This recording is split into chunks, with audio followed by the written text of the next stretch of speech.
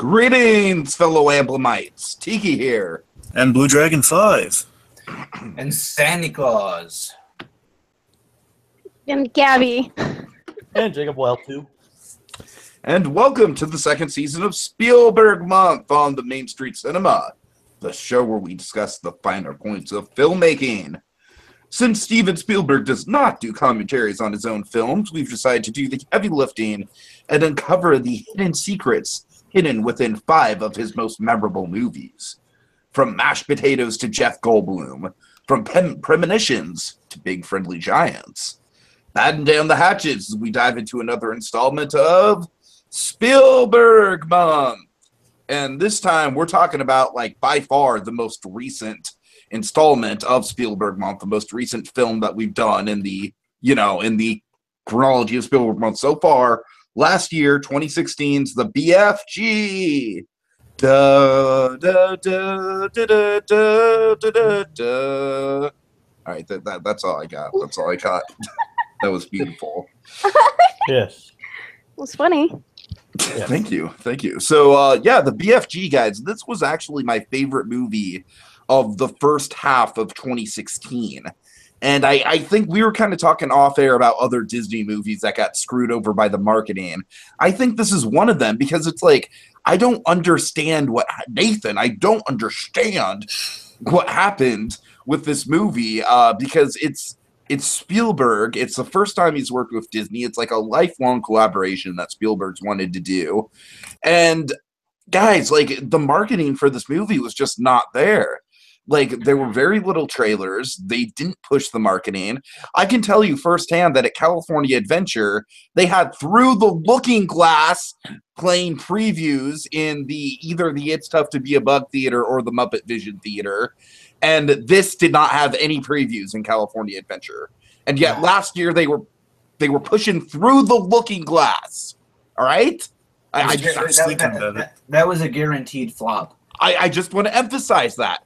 Big Friendly Giant, which is the first collaboration between Spielberg and Disney, and an adaptation of a beloved book, and kind of in the beloved Spielberg kid befriending a weird creature, versus Through Looking Glass. All right, that's all I gotta say. That's my opening pitch here, people. I just think this movie, it's definitely got its flaws. It's not a perfect Spielberg movie, but I think it's a very whimsical Spielberg movie, and I think it's a Spielberg movie that very much is a great flow of visuals and music and storytelling in the best kind of way. I think this is sort of a return to form in terms of combining the memorable John Williams score with the great visuals specifically. I think this is a very fantastical movie for Spielberg, and it's kind of what he needed after after the past few Spielberg films we've gotten War Horse and Lincoln and Bridge of Spies,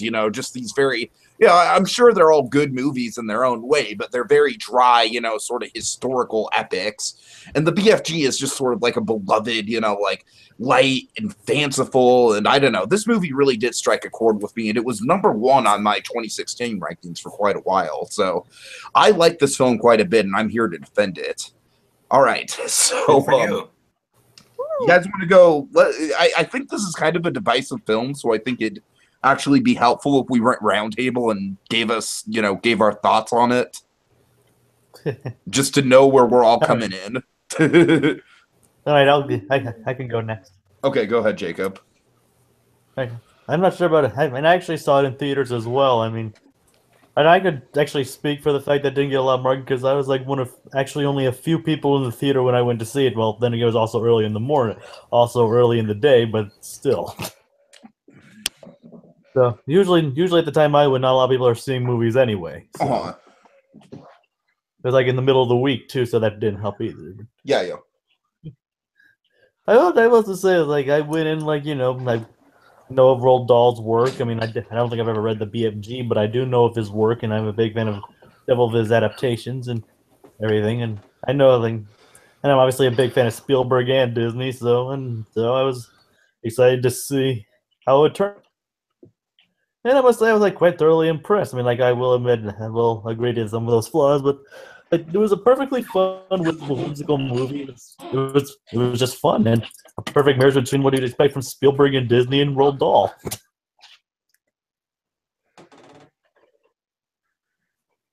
No one wants to talk. I'm done. Okay, I'll go next. I was not a big fan of the movie just because it seemed a little all over the place for me at first. And I watched it for a good 30 minutes before. I mean, I watched the whole thing, but I watched it for a good 30 minutes before I just came with the conclusion that it was just a little too odd for me. And like I said before, I've never read the book, so I guess I wouldn't really know how to compare and contrast and whatnot. But it was just a little too weird for me, a little too whimsical for me, a little too fantasy kind of deal. And there were some parts that seemed a little too, they tried to be funny and cute, but it didn't catch my attention. So.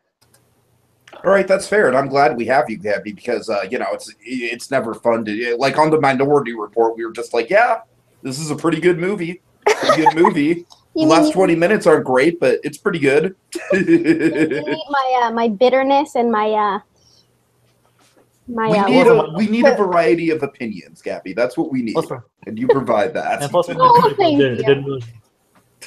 Minority Report, it really didn't help that Tiki and I were borderline asleep with the last few minutes. I wasn't asleep. I was just like, I don't even want to talk about it, man. I was just like kind of like anxious, and I didn't really have a lot to say because, yeah, the Minority Report is a great movie until the last 20 minutes.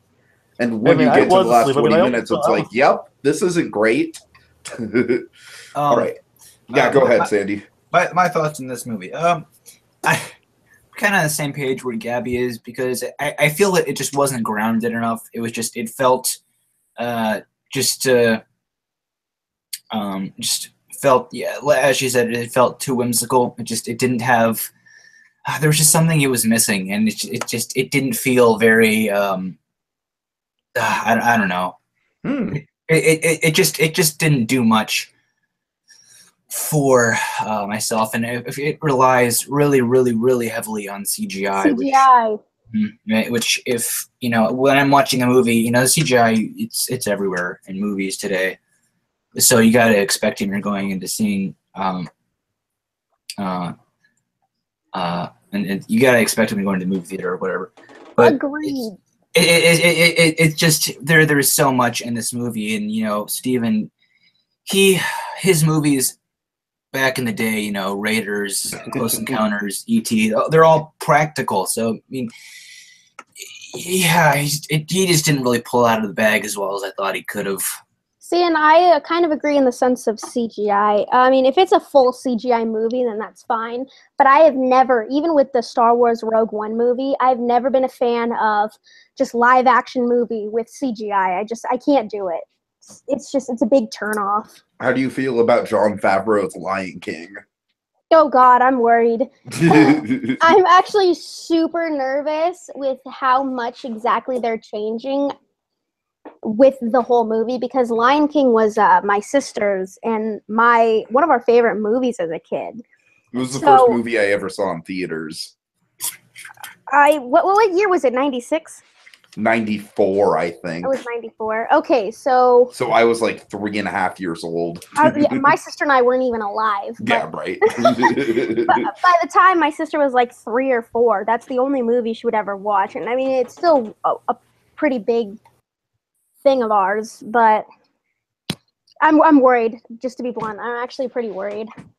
All right. Well, Dragon, break the tie and then lead us into some background, dear sir. All right, well, just briefly on the whole, my nostalgia really was less from the book. It was more from the animated film in 1989. I remember watching it in school when I was really young. It was just, they had put on, I think it was like, when they showed movies in the library, I think that's when I watched it. They turn on the lights, they have the movie on like the little AV card, and they just kind of play a rainy day movie, shall we say? Yeah, but it was like when they made like a trip to the library, like they're trying to sell you on the library. It's like right sales pitch, You go in there, it's like, hey, it's like kind of like, hey, we don't have to go into class. It's like first one's free, kids. Yes, I was thinking more along the lines of kind of a really cheap field trip, but okay. All right. But Well, regardless, I mean, it did kind of get me interested in books. Not just that, like, it wasn't like the very first thing. I'm just saying, all those little trips to the library, they kind of added up. Like, yeah, it's kind of fun to go to the library. Scholastic book fairs. Well, of course, then that was the big. Of course, Deke and I've been down there. I've been down that rabbit hole so many times. It's. We need to do a proper video about that at some point, like an edited retrospective video. Right. Do some research. But anyway, the point is, just briefly, so that was my introduction to the BFG, and I was really, I always remembered it for that reason. For the longest time, I remembered it, but I never looked into it beyond the animated film. And years go by, and I always have in the back of my occasionally, I lose a name, and I remember, oh yeah, it's just 3 letters, BFG. Okay, that's what it is. Sometimes just be Big Friendly Giant, sometimes BFG, and regardless, it's always been in the back of my mind. Then when this, I remember seeing the trailer for this film, seeing I guess maybe it might have been late 2015, but when did it come out in 2016? You guys remember?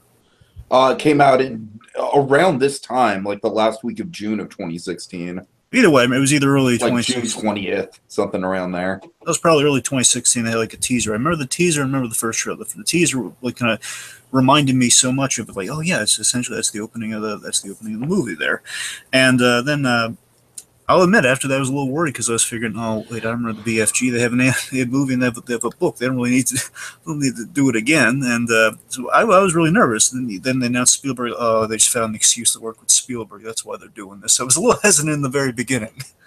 It was released the 1st of July, by the way. Oh, okay. Huh. All right. Anyway, so then by the time honestly, after all these years, I kind of, because it was really focused on the movie. It never came across my mind that Roald Dahl wrote the book. I never really knew that until really late in life. Because never looked into it, because the story and you kind of know the gist of it like the back of your hand. So you don't really need to kind of go back, so to speak. Anyways, that's going into this movie. That was the barometer I was holding it to. And then after I saw the movie, I watched the anime movie to kind of see how it measured up, and surprisingly well. So seeing this movie just on the whole, I enjoyed this movie. I thought it was better than I thought it was going to be. Again, I was like fearing it was going to be a Disney forcing a movie. It's like, oh boy, they're really they're digging in the well now, Spielberg. But no, it was better than I expected. All right. Speaking of which, how did we get this movie? I'll tell you how we got this movie. So in 1982, famed writer Roald Dahl. Sit right back and you'll hear a tale. Yes. So, in 82, famed writer Roald Dahl, who we all know for other works such as Charlie and the Chocolate Factory, James and the Giant Peach, which, by the way, James and the Giant Peach, actors from James and the Giant Peach, the movie, have keep showing up in these Spielberg films we've been talking about this month.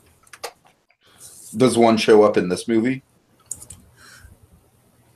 Well, no, I'm just figuring. I'm just saying, the previous films we've had. The last three, yes. I mean, we've had 2 trends in the last couple movies. We've had Seinfeld actors in all 3, and we've had at least 2 James and the Giant Peach actors. Right, Richard Dreyfuss Seinfeld actors, yeah. Yeah, Dreyfuss and the guy who played, the guy who gave Charlie the weird kind of bioluminescent cricket things. Anyway, so Roland from the Lost World is the actor. Anyway, so also, of course, Fantastic Mr. Fox, which everyone remembers from recent years.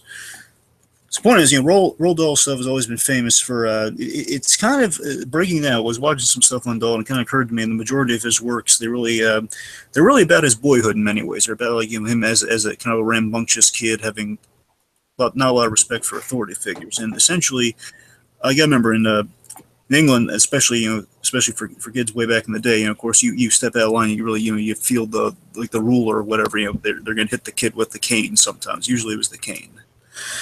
And basically, in the recurring theme in the Dahl stories are it's about finding whimsy and fun in these really grim circumstances. And unfortunately for Dahl, I mean, this is the fascinating thing about looking into. Later in life, we had a family. He really got the brunt of it. His life kind of reflected finding whimsy in dark circumstances, because he had again, he was mischievous as a boy, which is why he has the the anti-authority thing. He's his children became sick at a certain point, but here's the kind of where the lightness kind of comes by in trying to help his son. He had a cerebral spinal thing going on. He actually devised a method that helped a whole lot of other kids. Basically, he kind of invented a device. He knew an inventor, and they kind of found out something that would kind of help, kind of aid in surgeries to fix cerebral spinal stuff. And just another one that kind of relates to directly the BFG thing, because again, he had a lot of stuff going on. Of course, he knew Ian Fleming. He was a spy along with Ian Fleming in the war. Right.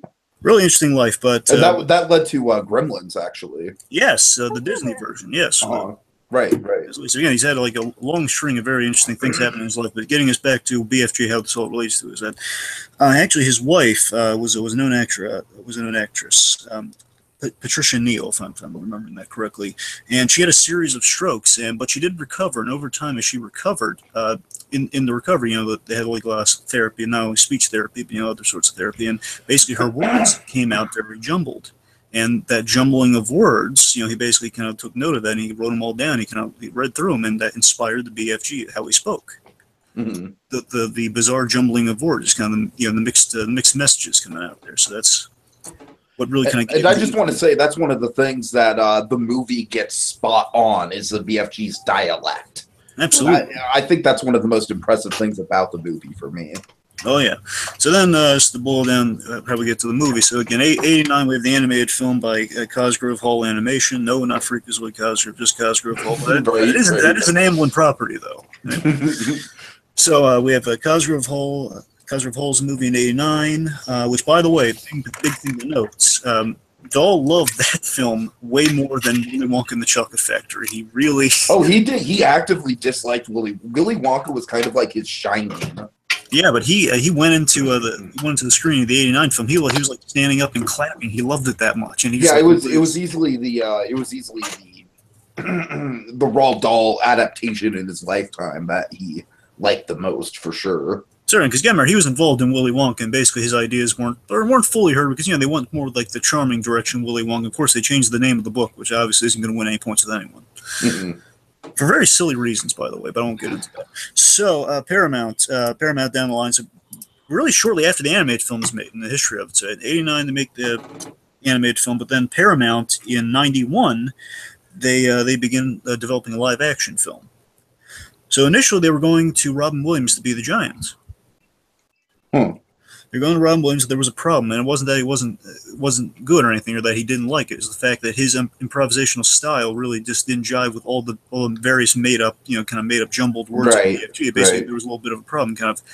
You have to stick to the book somewhat, and you also have to anything you come up with has to be in that style. So obviously, there's a little bit of a problem there. And then basically, over the years, it fell into development heck. For many years, it just kind of was on again, off again, for many times. And unfortunately, in the process of doing that, the rights reverted back to the Dahl estate. They were supportive, but just over time, the Paramount deal fell through, and they just went back to them. Then down the line, around 2011, DreamWorks, believe it or not, acquires the rights again. DreamWorks acquires the rights, and it's really up to. It goes to the big draft that influences the movie we have today. Melissa Matheson. Melissa Matheson is the writer of E.T. and importantly for this film, Indian in the Cupboard. We all remember that film, don't we? Yeah, sure.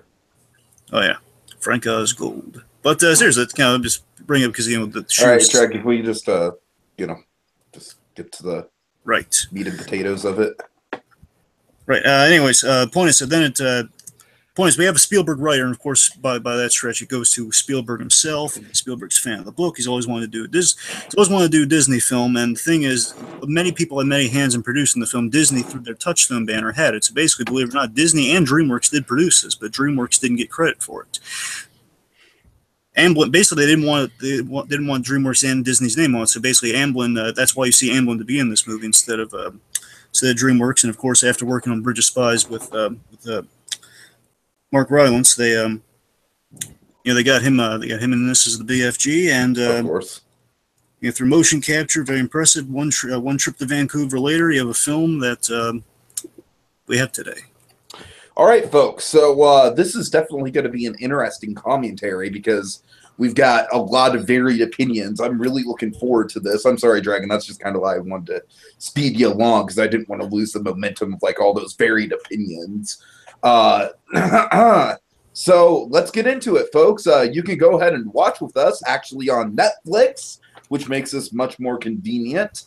Go ahead and get it synced up to timestamp 00. If you don't have Netflix on hand, that's okay. We'll try and make this an entertaining podcast anyways, and I think it naturally will be since, there's going to be some disagreement. So, all right, you guys all ready to go? Ready, Freddy. Mhm. All right. The BFG in 1, 2, 3, go. Oh God. Oh God, it's buffering. I was about to say mine is buffering Okay, hold too. on.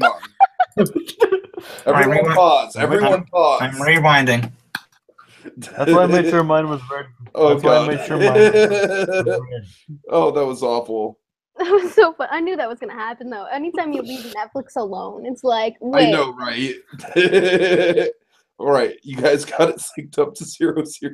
Okay. Yes. Oh God, that was funny. Dragon, you good? Yeah, we good to go. Okay, yeah.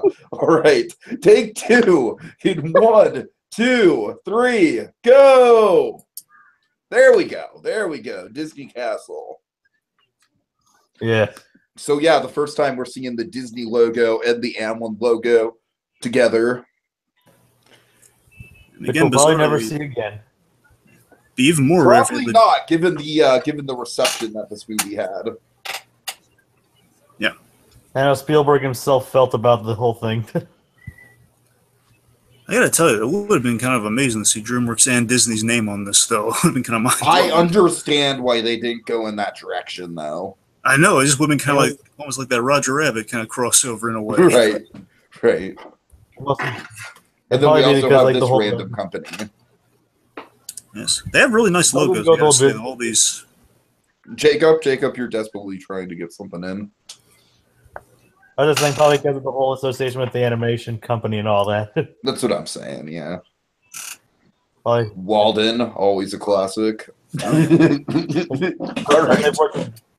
First time they've worked with Disney since they stopped doing Chronicles of Narnia. Yeah, they did Bridge to Terabithia. So I thought really, that was- really I like thought this that was- title card. I'm a little bit. Oh is a no, nice the title card. card's coming up right now. Yeah, I have Roll Oh, yeah. Dolls, Yeah. the BFG. I just I like love the the color.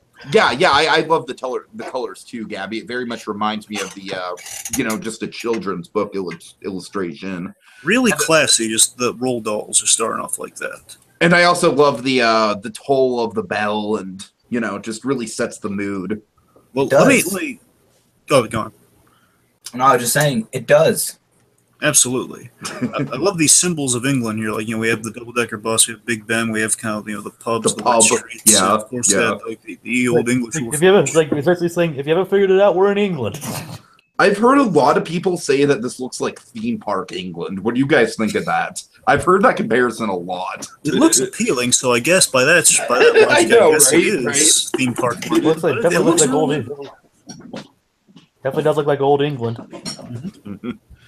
I love the lighting in these first few shots here. It's wonderful. Mm-hmm. Like the green paint on the walls. Yeah, I would wager to say the first 10 minutes, 15 minutes of this movie is like maybe the strongest bit of the movie. I'd say it lost me when they got back to his I guess for lack of a better word, lair. Yeah, everything up to that point I liked, but after that it was just kind of like, no.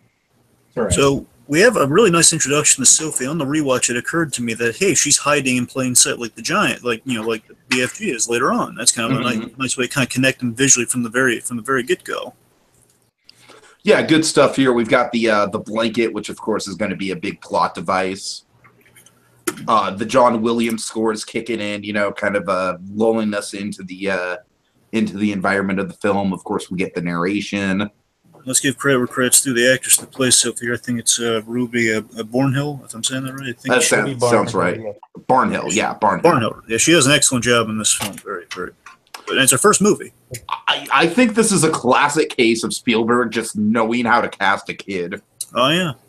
This fits right in line with like classic Spielberg kid actors. That's I one actually of the really things I liked really her. like about this.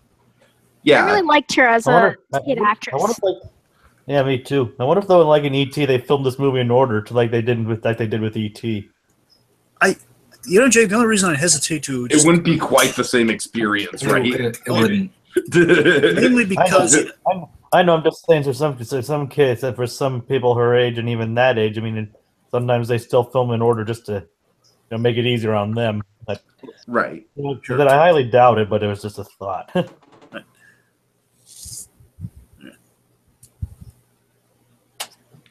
So the way she treats these idiots at the pub is great because it's going to be like kind of very reminiscent of her relationship with the BFG to a certain extent. Well, also to kind of, I thought it was like kind of a neat foreshadow to like how she's someone who you could buy that she would stand up to the other giants in a way. You kind of like she doesn't tolerate bullies. Or bullies are kind of like these people that would be a little intimidating at first. Sure, and that's what I kind of mean when I say that. It's how she originally treats the BFG is like, she's just like, you can't keep me here. I'm gonna escape, and I'm gonna escape 10 times. Well, I got to tell you something though. In this scene though, I just had this thought in my back when I was watching her. I thought she's like a young Haley Atwell in this scene. Oh God, I can see it. Yeah, you see it. He actually could convincingly play a young Haley Atwell. Yeah. I mean, she almost looks like right like a young version of her. That's what I'm saying. I was just kind of struck by that in this scene because that's Agent Carter would absolutely just kind of yell at people like that all the time in the show. Right. Okay, so I love the shadow work in this opening scene. Oh yeah, I could talk about it for hours. It's so good. This is a really nice little move here. Again, like we keep building the giant, not only with the shadows, but like the stuff here. We're playing with scale with her in the dollhouse here, and of course, what's also nice is we telegraph kind of her ending here, where she's her dream is kind of have a family and kind of a bed and just kind of like a bed to herself instead of like a little kind of orphanage cot. Oh, you mean the ending where this in the orphanage, what we're seeing right now is a dream, and then she's going to go into a deeper dream, and then she's going to wake up from the double layer dream at the end of the movie. Let's not run before we can walk on this theory. All right.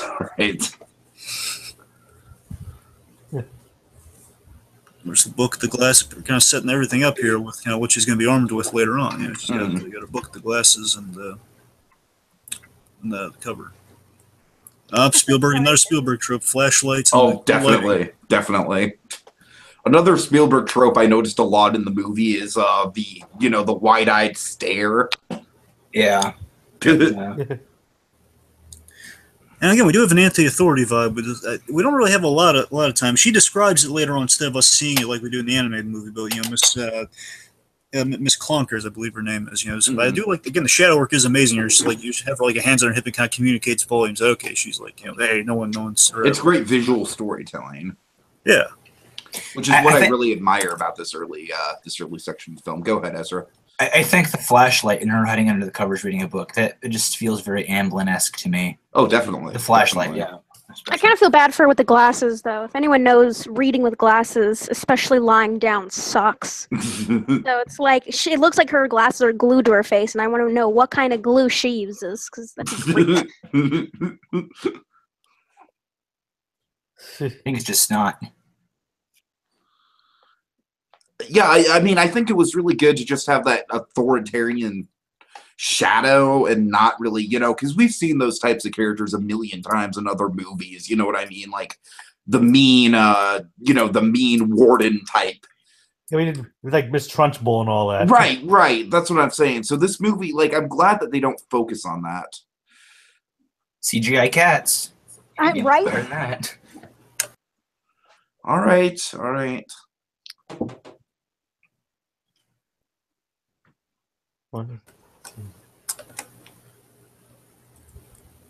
I don't know. Here. Good reveal and scale. That's what I'm saying. That's what I like about the effects in this movie is all the scale work. Well, I'll say, go on. The eyes on Mark Rylance, I think, are incredible. Say what you will about the rest of the character animation, but those eyes completely sell his character for me. And this is a classic example of Spielbergian sort of like horror movie directing in other genres. Like, this is very much a horror movie scene right here. Mm-hmm. This is the stuff from the teaser that gave me pause. Like, I wonder how they're going to handle this in a full movie. And it's just pretty cool how gentle he is with that. Even like he's a gigantic, he's a giant reaching in, kidnapping someone, but he's still gentle about it. And this is literally my favorite section of the whole movie. Oh yeah, this is all just gold right here. Yeah, absolutely. Like again, this is brilliant. Nobody looked behind the curtain.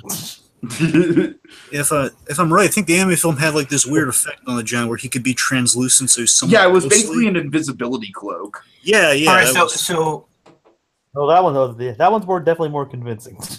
what time period is this? Oh, this is the 80s. It's supposed to take place in 82. Oh, okay. Oh, this is At least great. early 80s. That's where they're aiming for. To quote the Wizard of Oz, don't look at the man behind the curtain. That's my favorite shot in the whole movie, maybe. The tree The thing? tree? Yes. Oh, I don't know. Maybe I'm just a sucker for silhouettes and giant people. No, but these silhouettes, I just love the in plain sight hiding space because it makes you think if you were a kid, this would have blown your mind. Oh my god, there might be I'm glad you bring that up, Dragon, because I think this movie is like a magical thing to show a kid. I think kids especially are going to love this movie.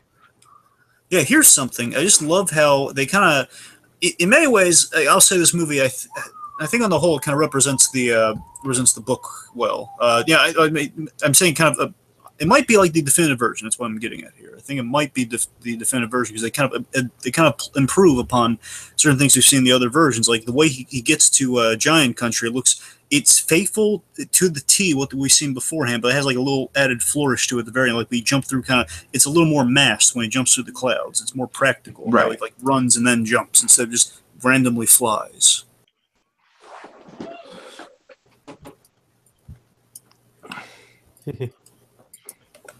So I really do think this scene played brilliantly when I saw it on the big screen. Yeah, because I think this is where we really start to illustrate the sense of scale. And one of the things I really appreciate about the cinematography in the movie, and yes, there is a lot of CGI involved in it, but honestly, I don't think you could have pulled it off without the CGI. With what they're trying to do is essentially what they're trying to do with the cinematography is go from Sophie's perspective to the BFG's perspective in the same shot. Like we've got these long tracking shots where we go from Sophie, we zoom outward to see like into BFG and back and forth and vice versa. And I don't know about you guys, but that's just that's something that I don't think the movie gets nearly enough credit for in terms of the visuals. Well, here's what I'm coming down to long see. tracking shots. Yeah, go ahead. Sorry, Dave, you are right. The long tracking shots are very impressive. I agree with you there. But with CG, I feel I think with two of our giant characters, I think honestly it's like you can handle one giant at a time with like how great the CG looks. I just think we're in a group together. I'm not saying it looks bad. I'm just saying I think it's at its best when we have like Dragon. What? They look fucking awful when they're grouped together. Yeah, that's what I'm saying. All right, I'll be the first to admit that. That is like the major Achilles heel of this movie is the group of other giants. They look terrible. It's pretty They look bad. like shit. Well, you see what I'm saying? Like when we have like our two main giant characters, though, that's when they looked at their best, right? It's like yeah, absolutely, yeah.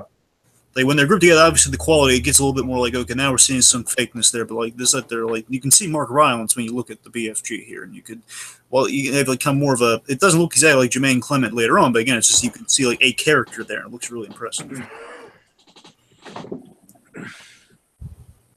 Yeah. Yeah, I mean, it's not perfect CG, but I think it captures the character really well, and I honestly think it's one of my favorite uses of motion capture, to tell you the truth.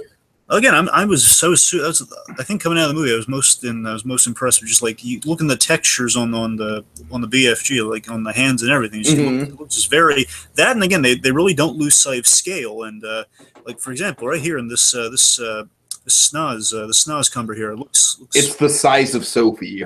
Yeah. And so is that giant butcher's knife axe thing. They actually did really well with the what's the word I'm looking for? Texture. They made it look they made the food look realistic. Yeah, definitely. And I think that part they totally had going for them, but like I said, like he actually does look realistic in a really odd way. But because she actually is real, it kind of makes it look like he looks more real than she does. I can see that's kind of and that's kind of how I took that. Yeah. So it's like even he looks more real than she does, and she's the real freaking person in this. So that's kind of creepy to think about. Exactly, it kept throwing me off while watching. I'm like, why? Why does he look more real than she does? It doesn't make any sense. Now that you mentioned that, yeah, I definitely see that now. I'm not gonna be able to get that out of my head. The production design looks really good. Like, I mean, how they work this place like this thing, but like you have like all these. I love the layout of the cave. It's brilliant. Yeah, the thing, but like they has like a telephone booth filled with nuts. Because again, by with his scale, that's how he would get nuts. You know, it's like, or it might be seeds for the Snoz numbers. Dragon, really quick before we pass it up. I love the moment like this. They sold this moment in the trailer where he's like, "Me, you think I'm a man goblin cannibal who's gonna eat you?" And then he gives that like little snarl. I'm like, yes, that's perfect. That's exactly like what that character's like in the book. They have the dialect down right. I think we're in good hands here. They lost a bit. That I'm kind of glad they lost. I don't know if they did it for political reasons or not, but there's a whole stretch in the book where it's like he is talking with her, and that's kind of like how she they ease the tension where he's describing, all the reason that giants eat people, they eat human beings, is because they eat from all around the globe because whatever their geographical location is, that's how they must taste, like Turkish food or Italian food or right. I know what you're going. Oh God, yeah. Oh, that was not a great joke. But regardless, I never was crazy about it because it just sounded like it's like he's talking about eating children with a child. It doesn't really it's not really that appropriate. No, it's a child chewer. Yes, a blood bottler. Yes. Those are all great. Yes. But as Gabby was saying, the stew just looks so practical. Oh yeah. A lot of good food animation. In this case, a lot of bad food animation because it's supposed to be terrible. But then later on, we basically get full-on food porn with the queen. So oh my God! Yes, yes! I can't wait to get to that. I love that scene. We'll get beyond the food. I'm just saying I like that scene. Yeah. It's a great scene, and one of the things that wasn't in the book that we'll get to in none of the versions is like how the hell they fit the BFG in the building. I love that they actually addressed that. Oh God, I love it. I love his vocabulary. Yeah, this is what I'm saying. This is what, like, I can see how it could definitely turn people off, especially people who haven't read the book. I have read the book multiple times. It's actually one of my favorite Roald Dahl books. To me, it's almost kind of like a darker and better version of Peter Pan in a way. Well, I just recognize it's got a lot of the same sort of themes as Peter Pan. I know that's like kind of fighting words because Gabby, I know you love Peter Pan. I love Peter Pan. Yeah. Actually, but I do have a problem with the one with the little blonde child. I think his name is Zach. I have a problem with that one. Which one? Scott. Are you thinking okay. What, a Peter Pan? It's the 2003 Peter Pan. Yeah. That movie was a huge disappointment. Was that a Finding Neverland? They go with the 50s Peter Pan always. No, Finding Neverland has its own set of problems. Oh God, it's not the one she's talking about. I love Finding Neverland. Yeah, let's not go. I don't want to. As the minute said, I just watched it the other day. No, yeah, Finding Neverland's fun. It's just the 2003 one. I'm more for the, like I said before, Disney classics. So, yeah, for sure. Anyway, back to the BFG. So with the with the dialogue, with all the jumbled words and everything, it instantly reminds me of Everlasting Gobstopper and Snozberries, in the dialogue. Right, yeah. The other Dahl works, and Dahl definitely kind of had his own dialect that was very Seussian almost. Exactly. Tiki, you hit it right on the nose. It's very it's like Dahl's version of Seuss. Yes, it's like a more refined and cultured version of Seuss. Yes, I suppose. Yeah. I mean, this kind of dialogue was present in his other works. I mean, Snoz. So this ship is probably the best set in the whole movie. Oh, Jacob, what were you saying? Really? You guys don't like this ship? Wait, hold, Jacob. Wait, I do like this ship. I thought it was very clever. What I was saying is like the dialect is kind of like shared between several Roald Dahl stuff, like the Snoz cumbers, like Snozberries from Willy Wonka and other things. And I know Snoz is like used as like another, like a another dirty term and another kind of book, an adult book he wrote. So Yeah, that's true. That's true. I can confirm that. Yeah. so there's so the so it's kind of shared between. So it's like so he likes the word snoz apparently. That must be like one of his favorite words that he came up with. The Roald Dahl cinematic universe. So this scene, well, oh, you're running with that from mine. Yes, I'm running with that from the Philip K. Dick cinematic universe. Anyway, well, this scene as a whole, by the way, it's like the very beginning. You know, we saw the giant, a very intimidating. Like, because before, of course, we just get to hear him, speak. He was like cutting things with a giant, awesome-looking kind of like shovel axe thing, butcher's knife shovel thing, and he's cutting up the giant.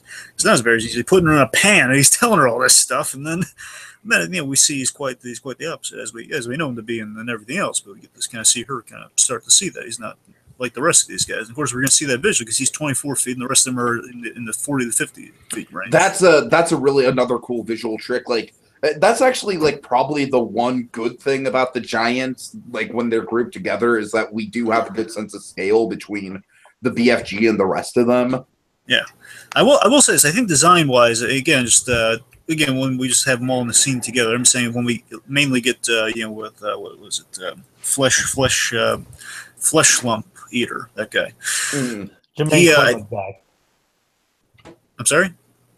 Jermaine Clement's character. Yes, Jermaine Clement's. Yes. When we get that guy, I think his design works a lot better than the design we have in the animated movies. I'm not sure if how much that translated from the book or not, but regardless, I like how he has the grass as like kind of a cape. Yeah, that's the thing. I think they're all designed well, but again, just when in concert together, when like they're moving and stuff, it's dicey.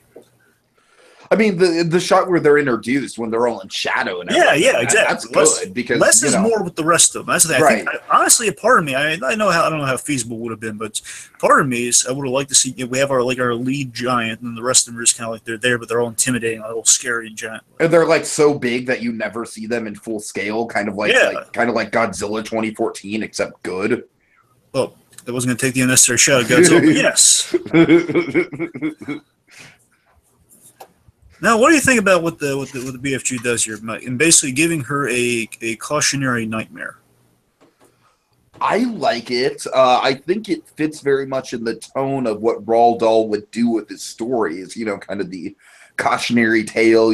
Sort of like a kid needs a hint of darkness. And it's almost like Don Bluthian in a way. I'm glad you said that, T, because I definitely see the Bluthian thing. That's what I'm really pointed out. I kind of get a vibe of might be like two themes, kind of like they're trying to exposit here that like almost like in terms of parenting, like how you would bring up a child, like either scare the children to protect them, which is what we're seeing the BFG do here, versus what the BFG ultimately does, and that kind of the message of what the movie is, or especially any kids reading the story is experiencing the story in some route. You trust children, you don't talk down to them, like it would be easy for a giant to talk down to the girl because they cannot talk, especially in a later scene, eye to eye to each other. Mm-hmm. And in many respects, he's kind of looking up to her because she knows, she knows a little bit more than he does. What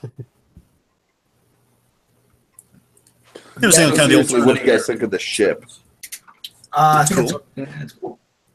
I do like the visual of that, like the classic gag of snoring and moving the ship. That was classic. He sleeps on a ship.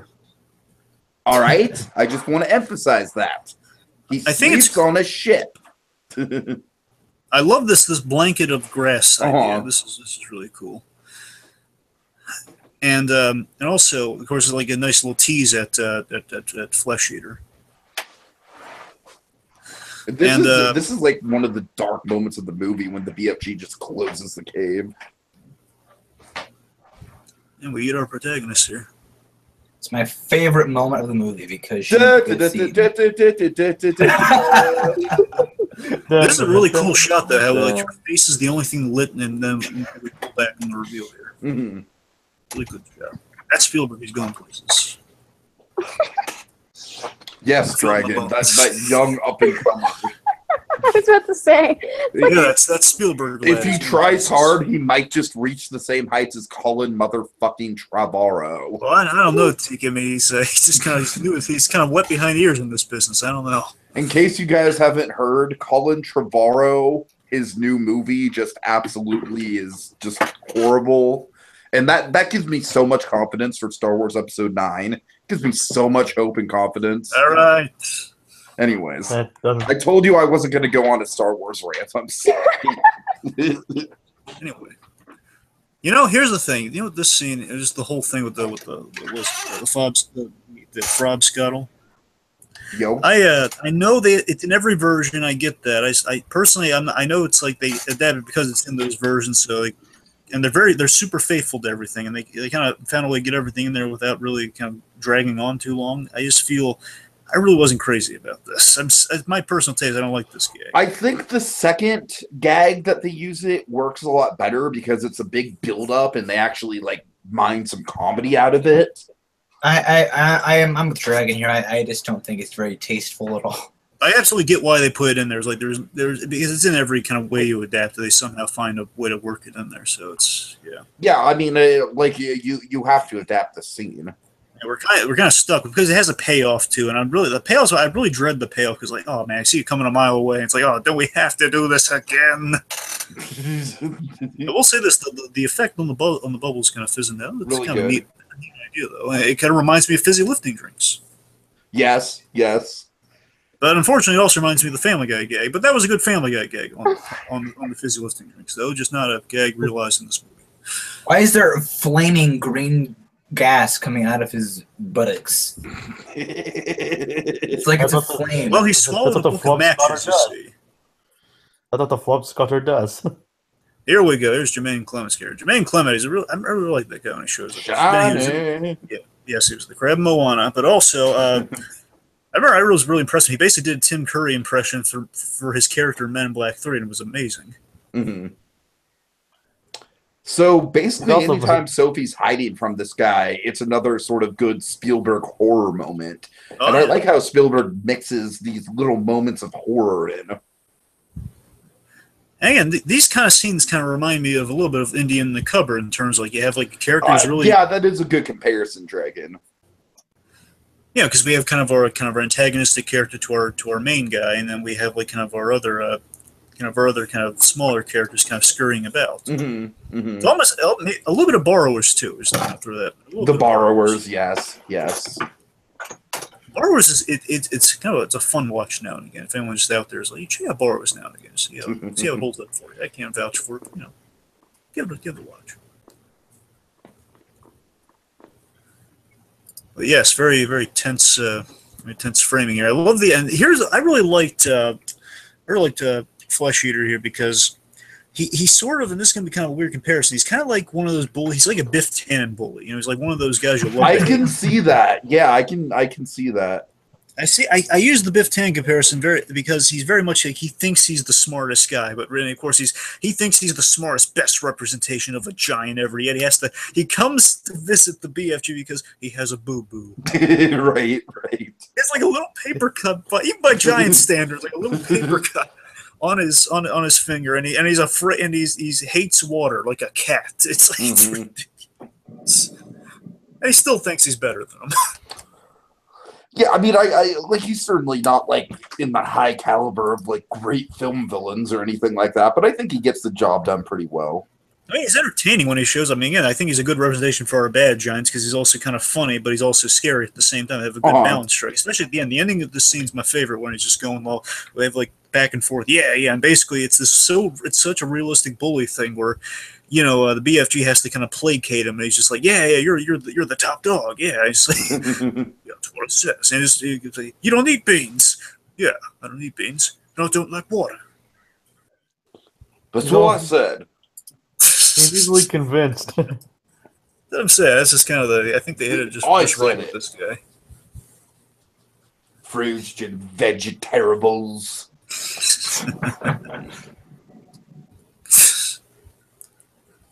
Distracts him with the water before he crushes the pork roll. I'm taking this. I was so terrified they were going to end this cool scene with. I am so glad they did it. I'm so glad they did it. You had the same fear, right? Yes, I did. Yes, terrified, like, no, don't go there with it. Come on. If they would have done that, I would have been like, okay, Spielberg, you went too far. You went too far, Steve. Don't you mean Spielg? You went too far, Spielg. Oh god. You gotta try harder if you want to be fucking Colin Trevorrow. All right, can we get off the Trevorrow? Oh, it looks my like that goodness. thing's covered in like whiteheads. It's disgusting. Yeah, But I love the practicality of it. It's like someone climbing out of a giant pumpkin or something. yeah. This thing is so gross, and like I always describe it as like it tastes like a frog. That's how they've always kind of described the taste in the books and the animated things. It looks like it. Horrible, honestly. And I love the message there. The BFG in being the nice guy that he is, not eating human beings like everyone else. He's forced to eat the only thing that grows on this place, which is this terrible tasting thing. He eats it because he doesn't want to starve to death. But he just says, "Oh man, it tastes terrible." He never enjoys this crap. Mm-hmm. So this is where the performance of Rylance, I think, really starts to get into overdrive here. If I'm right, Rylance is also a really good character, and that is obviously the guy you want to go to for a film like this. I think the great thing they add to the character, kind of jumping ahead just a little bit, is the backstory with the other kid, which is the other version.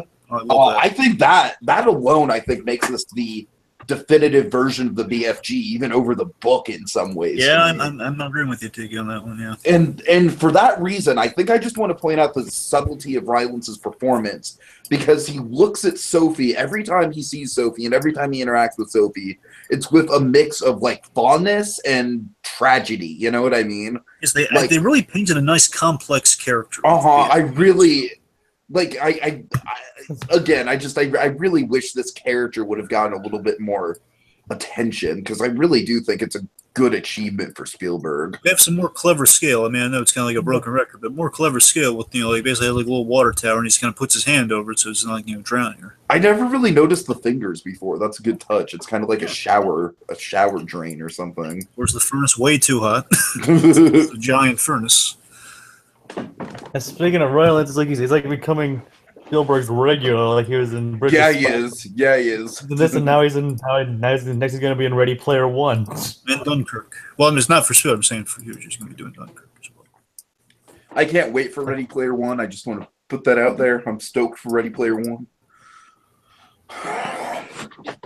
It's right up Spielberg's alley. It is indeed. I mean, I've read the book. Have you? So have I. Yeah, the book freaking amazing. The book is freaking amazing, and it's like Spielberg's like a perfect fit for that. Absolutely. And Rylance is fit right in there too. What character is Rylance playing? Is he playing Stornetto? He's playing. I forget the name of the guy, but he's the guy who like founded the company and all that. Oh, so he's playing the Willy Wonka? Basically, yeah. Oh, it sounds cool. Yeah, because that character is totally the Willy Wonka. So Mark Rylance is basically going to be video game Willy Wonka. I'm sold on this movie. I gotta tell you, and I have no history of the book. I'm just kind of sold on it based on Rylance. And don't forget, we've also got Olivia Cook in there. Oh, of course. I mean, just the video game version of Willy Wonka just instantly kind of sounds intriguing to me. And of course, Spielberg it's not hurting either. Oh yes, yeah, of course, yes. Now, here's the performance we're talking about here. Yes, absolutely. The motion capture here is they're really. He's got to remember, BFG obviously because of the motion capture, it looks very much like Ryan. So you just kind of see like all the subtleties in the performance just kind of translating through when he's just looking at this red jacket. It's a nice jacket, though. It's a very classy looking jacket. It is. Yeah, just look at those eyes, man. God damn, like Rylance just emotes so well with his eyes in this movie, and of course the CG helps that because it's it's part of the design. He basically has Disney eyes, but still, Disney eyes. He does. He has Disney eyes. I was thinking more Disney ears, like kind of pulling from Dumbo on that. No, I'm serious. I'm not saying that in like a derogatory way. I'm just saying like Disney eyes are meant to be like big and big and expressive. There was always that famous, well, I shouldn't say super fan. I always remember this quote from Wake and Sleep Beauty, the whole, like, if you're going to make a mistake in the animation, don't make a mistake in the eyes. Yes. Character. Absolutely. Always remember that quote. The eyes are the best way to emote a character. Windows to the soul, absolutely. Here we have, speaking of eyes, just to keep it relevant, we have that, we're going to have that eye-to-eye scene based on this little rig he's got kind of strung up here. Mm-hmm. Strawbunkles and cream. Strawbunkles and cream, strawbunkles and cream. I'm a little lad who loves strawbunkles and cream. I'm sorry, I'm so sorry. I'm living in 2008. That's why I'm living 10 years ago. And that's why I eat before I come on these things, so I'm not whenever I see food, I'm not gonna be reminded of my being hungry. Right. Especially with the scene later on. Oh yeah. Oh, by the way, just before it passes, it kind of goes through the whole film, I guess, but I just want to say the pacing in this film is really good. I think so too. Yeah, I don't really think it misses a beat, to tell you the truth. Especially in the beginning, like we don't waste time. Like they're instantly just kind of we're into one. And that's what I'm saying about like cutting out like the nasty orphanage. You know, like yeah, like we don't. The shadow communicates all we need. You know, that's all we need to know. Again, it's kind of just another Spielberg trope we keep bringing up. It's very much kind of that Raiders kind of transitional thing. We keep going from one scene to another. I think Michael Kahn did a really good job editing this film. And just in terms of like we do keep the momentum up. We're just like, and at the same time, we're not losing. Like, we're not just throwing them into becoming fast friends. Like they are kind of you buy that they're becoming friends. Sure. There's one is obviously out of necessity of okay, I've made a horrible. Sorry, it's not a horrible mistake because I love that we do this other really smart thing in the very beginning. We excise the guilt. We excise the guilt on the BFG because he realizes, she says, she has no parents, which is something they also have in common. It allows us kind of consequence-free, basically a consequence-free inciting instance. So throughout the film, we're not thinking, oh my God, the BFG is such a lovable character, but he did kidnap a child. But we're seeing he wasn't really thinking clearly in the moment. Now, why does she do this, Churchill? Why does she flip it inside out? Because the red gets to him, Sandy, because the red is the color it's the same jacket that the kid who died was wearing. She doesn't know the full story. How does she know that though? She saw that he kind of threw him off his game. Basically, after that, he got overprotected. Yeah, she doesn't know the whole story, but she's just flipping it just to not throw him off. It makes him overprotective, and she doesn't want that because she wants to come along the journey. That's why she flips it inside out. Yeah. Here we go, that eye-to-eye scene right here. So he's kind of silent. I just love this, like, the back and forth and, like, Yeah. I love how frustrated Rylance looks in this scene. He's just like, oh, come on, I just want to work. Yep. And this is kind of what I was talking about specifically in terms of, the way that she treats the drunkards in the pub. It's like she's not going to take any shit from the BFG. You know what I mean? Certainly. Kind of like, I thought like she's elevated. Right there, the side. He's just like, oh God. Yep.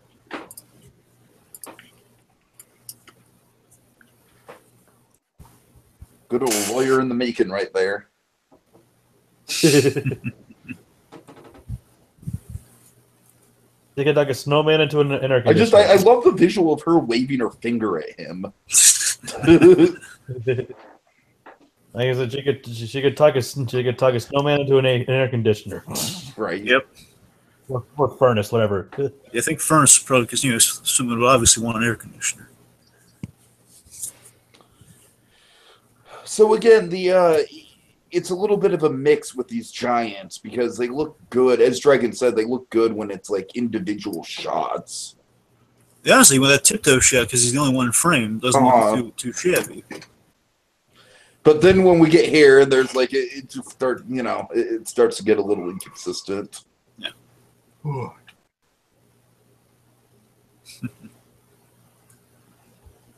Now, what's kind of nice too is that the sleeping giants in the daytime thing does inform kind of our a bit in the third act at the very end. And from the BFG, he's so frail and so skinny. How are they not breaking every bone in his body?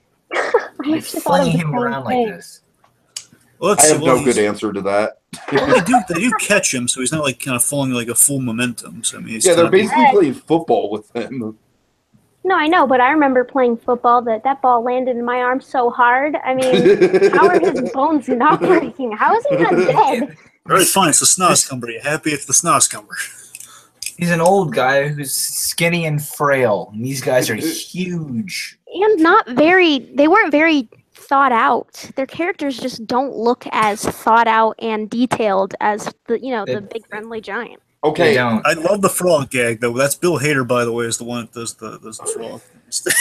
I gotta tell you, Dragon, that was one of the moments in the theater that kind of made me cringe. You didn't like the What? frolic gag? I didn't like the frolic thing. I just didn't like the animation on But it. the way it plays, I just love the gag itself. Where it's, he's saying like, yeah, what do we have? What do we Oh doing God. today? Okay, guys, I'm sorry, but this is probably my least favorite scene in the film. And this is also Yeah, I this is understand. something we don't have in any of the other versions. It's like the only addition, really.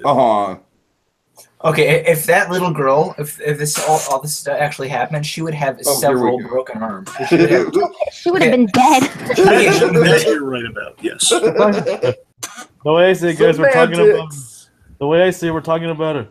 When I say we're watching a movie where giants exist and mess with dreams and nightmares, I think they They threw play reality out the football. window a long time ago. I think they threw reality out the window a long time ago. So Also, here it looks like the actual How scene is. how do those feet like not crush the car entirely? Right. I will look, say here, I do like the visual of the BFG riding the truck. I do like that visual. It's about the one thing that right there. That's about the one thing I actually like about the scene. And let's face this is my mic muted? What? No? No, we could hear you. Yeah. Because you guys are basically glossing over everything I'm saying. I'm not I trying know how to. you I'm sorry, feel. Jacob. It's okay, Jacob. No, I mean, like I said several things. You guys just completely ignored me. What? I heard what you said. I mean, Yeah, maybe but- you're. I don't know. I'm not trying to ignore you. I'm sorry, man. Well, you definitely sounded like it. No, I'm not trying to at all, dude. Go ahead, say your piece. What's up? It's all fine now. I'm sorry. No, go ahead. I don't want to hang up the commentary on this. Wait, are you referring to when you said reality is thrown out the window? I don't think. Pretty much, yeah, but nobody. Oh, I mean, yeah, I guess. No, I was actually responding, but then I was talked over too, Jacob. It's okay. I know that's why I'm saying not to get. That's why I'm trying not to get held up over it. All right, All so right. let's remember the. Well, honestly, I think just that whole thing's put in there so we can have. Basically, it's like Disney saying, "Hey, we need some sort of action, shenanigans in there. So let's put some stuff in there. Let's put some shenanigans in there with like a whole like, hey, they're playing football at a giant scale stuff. Yeah, How does he find the glasses? he's got really good eyesight. Yeah, it's very unlikely that he would, right? It's like finding a needle in a haystack. Here's a cool like way to turn the blanket into a plot point here. I like how it peels off of his foot like a band-aid or something. Yeah.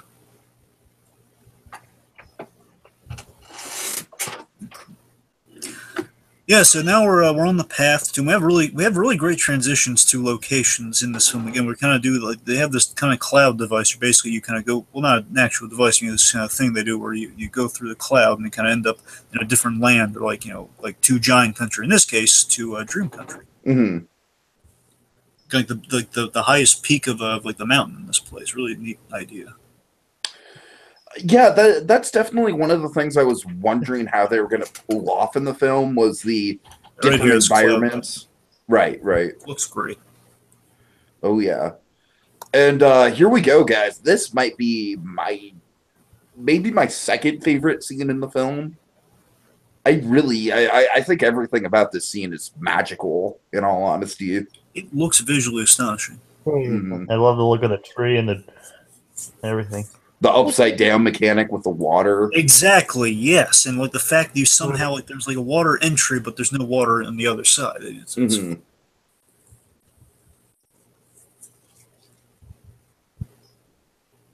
I love this idea that on the other side, like hanging on the tree, and basically like we have fireflies and how he keeps the dreams like fireflies in a jar.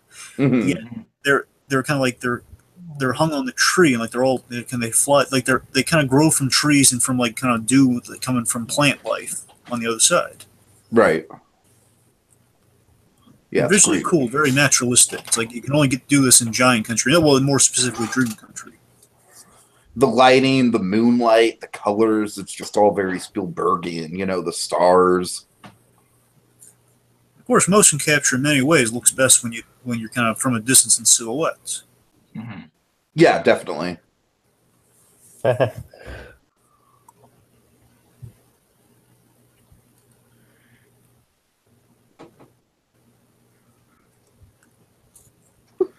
it's just quiet. Well, just to speak to it, just the semantics. I'm sorry. of It's how just like I really like listening to Mark Rylance talk in this movie. It's just very soothing.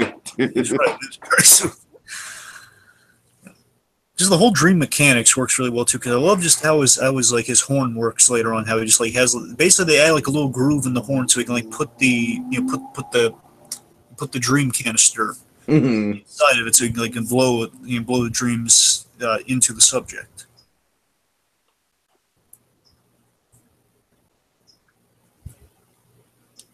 Of course, here she's about to take the plunge. God damn, Gorgeous. it's pretty. This entire scene is just gorgeous. Absolutely. Yep. And just the idea of the BF, like this is the BFG's way of giving, of being good. Is that he's being good aside from the other giants. That he's giving back, where they all take things. They take children. They literally steal children. He gives back by kind of giving children like a gift. Giving them dreams. He's giving back, Dragon. He's giving back. Almost like a proverbial Sandman in a way. Right.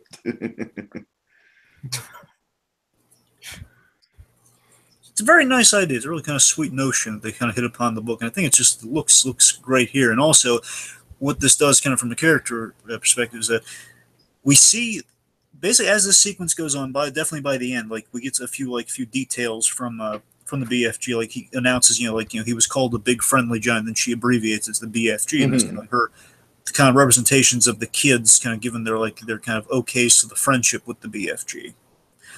And God damn, I love that transition. Oh yeah, it's great. Don't you guys agree? How is she running on rocks? What? I'm not even gonna question. You're Sandy, you're by far the most pessimistic person on this podcast. I just want to point that out. Sorry, Gabby, you're in second place. Yeah, you at least have some nice things to say. No, I am technically a nice person. Ezra's just over here like arguing the logistics of it. Of running over. What were you saying, Jacob? Jacob, what were you saying? I was just saying, like, she's basically like, how can she run over rocks? I mean, people do that in real life. Yeah, I know, but it's like in bare feet running over these, wet rocks. They're also wet. Wet rocks are easier to walk over. Just Don't in question my it. experience. You can think of the birth of the dream here. Like, I'm sorry, go on. Oh yeah, I'm just going on. Don't question it, Ezra. Acknowledge it. Yeah. Well, yeah, seriously, it's like this kind of magical veiny effect on the leaves, which then kind of births the dreams in a way. Yeah. Of course, importantly, this is Sophie's dream, the gold one here, the fizzy wizard, I think. The heart's desire. Yes. And I love how this. powerful. I love how the dreams work its way into the music as well. Yeah.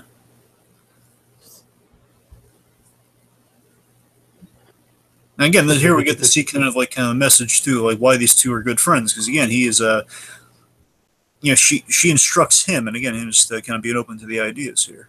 Mm-hmm. Yeah. Eventually, it works out. A lot of shenanigans and hijinks ensue, but eventually, it works out.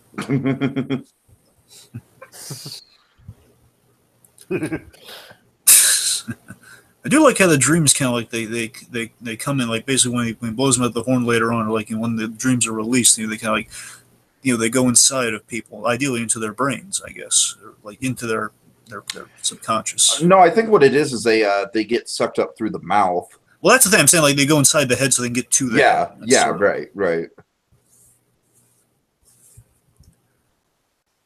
And yeah, he's amazed by this, and I don't know if he knows exactly what this means now, but we know he figures out later in a really meaningful scene towards the end. He figures out what the Fizz Wizard really is. Mm-hmm. At least he hears what it says. That's kind of what Sophie's trying to figure out here, and it's nice how we have most likely just kind of like it might be based on the illustration in the book, but it looks very much kind of like how she's drawn with the short hair and the glasses in the book here when he just kind of does a depiction of what she looks like to show that is Sophie's dream. It's Sophie. Right, right. They actually like replicate a lot of images from the book if like into the scenes of the They movie. really do. Yeah, I'm glad you mentioned that, Jacob. Yeah. Especially in the scene. Personally, I can't say much because I've never, like I admitted earlier, I've never actually read the book, but I have seen the images. Right. Sure, sure. But like I said, even the poster that they made for this movie, like, is like a realistic version of the image of the cover of the book. Yeah, And that looks exactly like the Sophie from the book right there. exactly. Yeah. I mean, just on the whole, with all And this yeah, stuff, Jacob, you're right with the poster as well. Yeah, it's totally like a live action illustration. Oh yeah, the Quentin Blake, I think the illustrator. Sounds right. The only reason I read him is because of Matilda. Right. I read the crap out of Matilda. That's one Roald Dahl book I think that's the only Dahl book I actually did read. I read most of them. I read Matilda. I read James and the Giant Peach. I read this. Harry Potter? See. What? No. Harry Potter. Get out of here, Ezra. Love the set here, by the way. This is a very practical looking set. and with a lot of the design work in the CG, it looks a lot like it captures Spielberg's whimsy very well. It feels To like, tell you the truth, this is kind of what I wish live action Wonderland would have looked like. really? Yeah, Ezra, what do you think? Weigh in on that. Wonderland. Yeah. This is what it should have looked like. But of course, Instead of like the CGI barf that we got for 2 movies. Yeah. I was not a big fan of that whatsoever. No. Looks very Go ahead. looks very practical here. Mhm. Yeah. This whole thing reminds me more of like something out of the Neverending Story. I could see that too. Yeah, with the fog.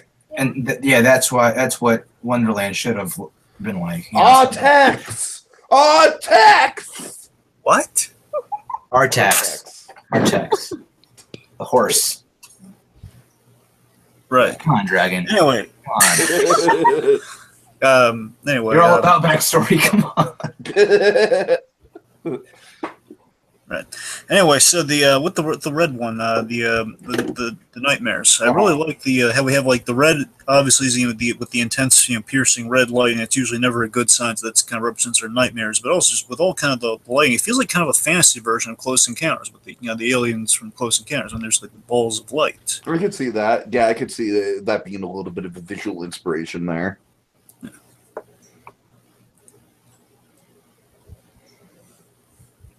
You'll hear good design work throughout this commentary podcast, folks, and that's for a reason, because it's there. Yeah. No, it's like in comparison to Wonderland, how it looked in the Tim Burton movie. Like, look at all the colors in here. Look at the greens and the blues. Yeah. And it's like, whereas in the Tim Burton movie, like, hey guys, I know how to make Wonderland. Let's just make it as dark and gray and muted as fucking possible. Exactly. Just give it like a brown shit filter. It's pretty much what they did. Yeah. Get another clever transition. I love that. Yeah, it's like very, very good camera trickery.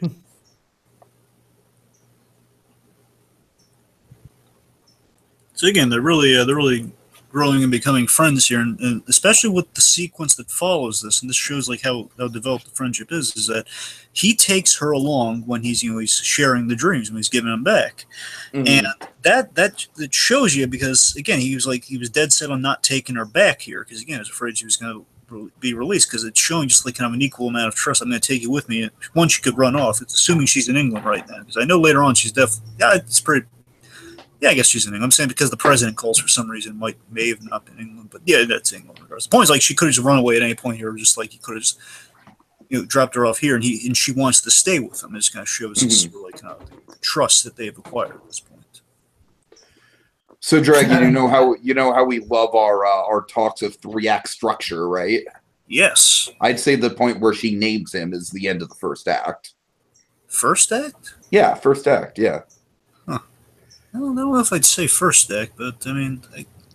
Well, Dragon, tell me tell me, because we're fucking experts on the 3-act structure in Spielberg. I say it so intensely, all right?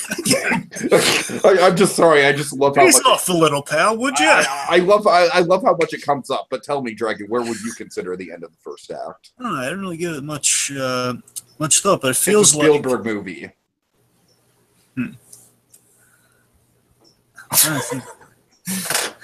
I think definitely. I know. It definitely adheres to the 3-act structure. The man loves his 3-act structure.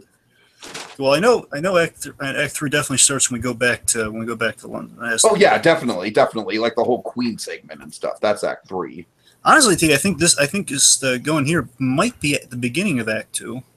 That's what I'm saying, and I'm saying the end of Act 1 was that like I'm going to call you the BFG. Don't you think that's the perfect match? It's like, okay, like Act 1. Yeah, you know what? I'll tell you what threw me off on it is because I think it's just the movie goes by. It goes by so fast. It's like, yes, you're right. That's too late for Act 1. But no, yeah, that's Act 1 because it all connects so fluidly, I guess. Yeah, it's a long Act 1. It's half the movie, but as I'm saying, but again, it doesn't seem like it's that long, right? Right. But yeah, you're right. Though. It sets up all the important plot stuff. It sets up all we need to know about the characters, and that's what an Act 1 does. All right, I'm terribly sorry to the 3 other people in the room who have to listen to this.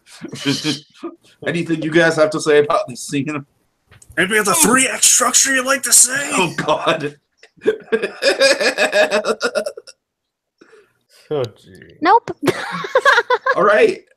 Are you sure? Oh, God, Dragon. Okay, no, you need to stop. All right. Yeah. But and here, of course, we have some daddy issues from Spielberg here. Oh, classic daddy. He couldn't resist. No, but seriously, it's kind of this fun. It's fun, but a little. It depends how far you read into it. But it's the idea that the child's trying to show up, kind of to supplant and show up the father here. I do like this little fantasy of talking to the president. And the father's losing. That's the big thing stressing the scene. The father's right. losing his mind, super jealous of the fact that the kids get talking to the president so familiarly. And Spielberg's just like, yeah, that's how my dad would react if I talked to the president. Let's not make it. Oh yeah, gotta have those daddy issues, right, George? Yeah, right.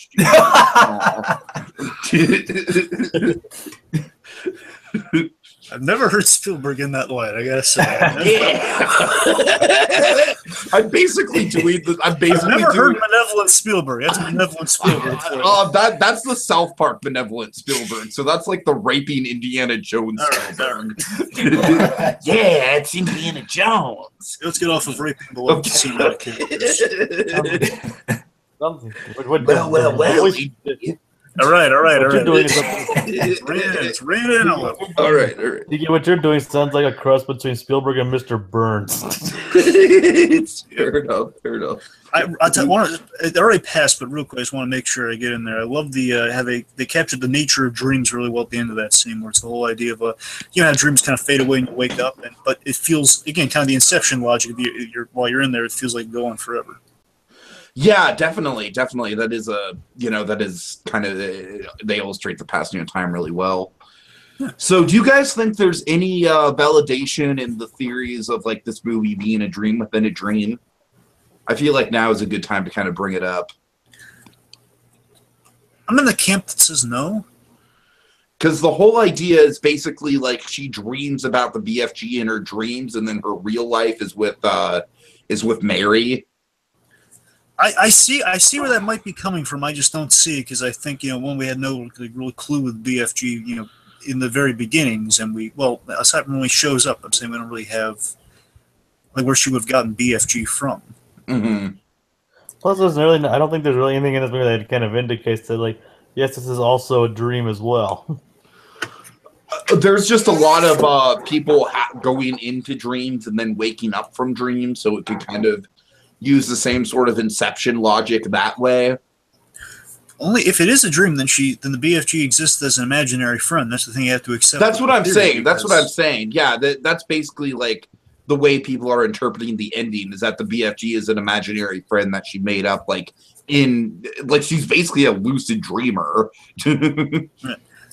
And this is nice. This is a nice subtle thing that the BFG he kind of dug up some ground so she'd have something soft to lay on, like a little mini bed when she was there. It's kind of a nice thing because she lost the comforter, so it's like a little something. And this is another thing I'm talking about. Like, we just saw her wake up again. This is kind of like a surreal, like no one's on the street. Like, for all we know, everything in this point of the movie forward could be a dream. We just don't know, because that's the nature of dream movies, guys. Right. Oh yeah, of course. So again, nothing like a good CGI silhouette shot. I will say one. You're right. The silhouette wasn't good. There's one thing I wanted to hit upon though. In terms of there was kind of maybe a clumsy transition, I should say, where basically the BFG shares the story about the boy, which is really moving, like that whole thing. Like called him the BFG and everything. And then essentially after sharing that story, then Sophie brings up, "I lost my comforter," and the minute she says that, then the BFG he puts it together, but she doesn't. She doesn't really hit upon the fact that, hey, now the Giants probably know that I'm there. Which really is kind of out of character for both of them. Like, she should have picked up on it more than he did. That's what I'm saying. And then she kind of goes, the Ramley goes to sleep, and then she's then we get. I'm saying, I think it's like out of all the transitions, I think it's kind of like maybe the sloppiest, but not bad. Just it could have been a little tighter. I hear what you're saying. But of course, we're growing some emotional attachment between these two. Oh yeah. We definitely hit the point where she's about to make a really risky move when she coming up. They're building to it. And basically, I forget if she's. I know she's going to lay out the idea shortly if she hasn't. But, the whole. I'm sorry. This bit's really great here when she asks, "Was the boy scared?" I agree. Such a somber bit, and this is where he had so much great character depth to the BFG. Where he says, was he scared in the end? He says, "Yes, in the end." This is another moment in the trailer that sold me, except they edited it a little differently in the trailer. They want to give away where in the trailer she asks, like, "Are you scared?" and he says, "Yeah." And I don't know, just that moment with Rylance, just the performance. It was another performance beat that really sold me on what this movie could be. And of course, the great thing with just this boy revelation is that way early on, when we all know the whole backstory of the boy at that point, but way early on, when Flesh Eater is saying, "Do you have another little petty poo?" implying, "Do you have another little?" because he ate that kid. Mm-hmm, that's what he did. That's again, it's just so horrible. Like he said, he discovered he had like a little visitor. And he ate him like he was like a pet. Yeah, I mean, that's the thing I really do like about this movie that fits with Spielberg that I keep saying is that it definitely isn't afraid to go into like the dark sort of like 80s and 90s kids movies. You know what I mean? And that's also just fits Dahl like a glove because he's all about like children facing consequences and stuff like he's not afraid to kill off some kids, or at least ambiguously kill off kids. Yeah. Here we have that gutsy move here where she's talking. I'm sorry, Jake, go on. I was gonna say Dahl is definitely out of his time, and not a lot of people have that kind of gumption that he did. Yeah. Oh, yeah. Now, speaking of gutsy, I think this was gutsy just for the studio to do. What? This scene coming up here, I think this might be the darkest moment of the film. Yeah, it's a real make or break of belief here. The whole, I mean, oh man. Could you imagine if things had gone differently? Yeah, don't try it at home, kids. Right. Magical Giant's not going to catch you. Yeah, this is imitatable, kids. Come on. You want a big friendly giant, don't you? Oh, God. Just jump off the ledge. Oh, just jump off the ledge or your bedroom window, and you're going to be caught from your big friend. Oh, man. No. I've also heard critics, kind of stupid, like SJW critics, criticize this movie for basically being an enabler for child abductors, and I'm like, no, you're going too far there, buddy. Bro, yeah, it's I've a heard that, CGI movie. I know. Of a giant. I mean, are they for real? Again, we already went through. Basically, their argument is like, oh, like Sophie goes on this adventure with this strange man who takes her out of her bedroom, so therefore, Yeah, no, okay? Yeah. Hell no. That kind of crap makes about as much sense as people saying Beauty and the Beast is about Stockholm syndrome. Oh, It just God. doesn't make I any mean, Well, sense. no, I think Beauty and the Beast being about Stockholm syndrome makes a Makes lot more more sense sense. than that. It makes way more right? way more sense. Like one of my first of all, this eye transition's fantastic coming up. I agree. The eye is wonderful. Yes. There's been one glaze over that, but my point is with the criticism is that, I mean, one of my favorite parts in this movie is the fact that we stop child abductors, and it's awesome. Exactly. And again, we already established in the very beginning she wasn't really being abducted by anyone. She she was a really crappy orphanage. I'm just gonna go ahead and call out the person who did that. It's good old Grace Randolph from Beyond the Trailer, who is just like a ridiculous personality. So yeah, Grace, just great way to paint this movie in a bad light. Anyways, What? I'm sorry. Hey, what? Who? How? Bro, did you just miss the past like tense? I know, right? What happened? What? I'm What just. did he say? Basically, people were saying that this movie is what's the word? Encouraging child abduction. Oh, yeah, I got that. So we're basically saying how it's ridiculous because it's a CGI freaking giant. And Tiki was calling someone out. That's about it. I called out Grace Randolph from Beyond the Trailer. Go troll her YouTube account if you want. And she doesn't love it. No, I'm just saying Grace Randolph is the kind of critic who will definitely use political shit as a reason to not like a movie. Like diversity and stuff like that. And okay, anyways, yeah, you're right. Yeah, it's Okay. Then again, it's pretty much out of the bunch here. Again, our main giant's pretty much the best looking the bunch here in terms of the kind Look of at the scene. veins on his hand. That's what I'm saying. He gets all the because he's their lead character. That's why he gets That's why he gets the most kind of rounded out here. But the problem is, it's just like the other giants just look goofy as fuck in comparison. Like the Bill Hader giant. Yeah. One thing you got to give the him CGI is awful, guys. It looks like a DreamWorks film right now. Well, again, technically, it is a DreamWorks film. Technically, it looks like an animated DreamWorks film. You know what I'm saying? Yeah. Screw off. Yeah. Oh, broken dreams. That's all I And this think is of every definitely time. kind of when we're getting into the low of lows of the movie, I think. Yeah. And they're showing his life's work, man. That's not right. Broken, shattered dreams. Exactly. Shattered all Literally. dreams. Symbolism! All right. But the one thing I got to give him was it played better than the kind of the studio added scene where they're playing football with the BFG. But I mean, it's also here and there when you see them in groups like this. In terms of the body, I mean, what they did is they put them in the motion capture suits and they like tied. I love the way how they got this. They tied weights and stuff to them so they'd walk like a giant with all the additional weight. Mm. They capture the movements good. Just all the details up close for the rest of it. That being said, I know I sound like a broken record here, but this is another kind of like horror movie-esque scene. Oh yeah. I love when she hides in the water to hide her scent. This one feels very Borrowers-esque here. This sequence here is just Uh-huh. kind of hiding all over the place, really small, and Looks really fun. it's a room full of giant. I want villains. a log flume of this. I'm just going to call this out. I want a log flume that goes through the BFG's cave. Oh, that'd be great. Can we have a train in Right. the cave because that was just awesome? Even though The it got Disneyland destroyed. Railroad. Okay, I'm just going to armchair Imagineer for a minute here. Like the Disneyland Railroad could go through the train and then have the log flume up on the upper layers. Yeah, Disney, if you actually marketed this movie, you could have made that.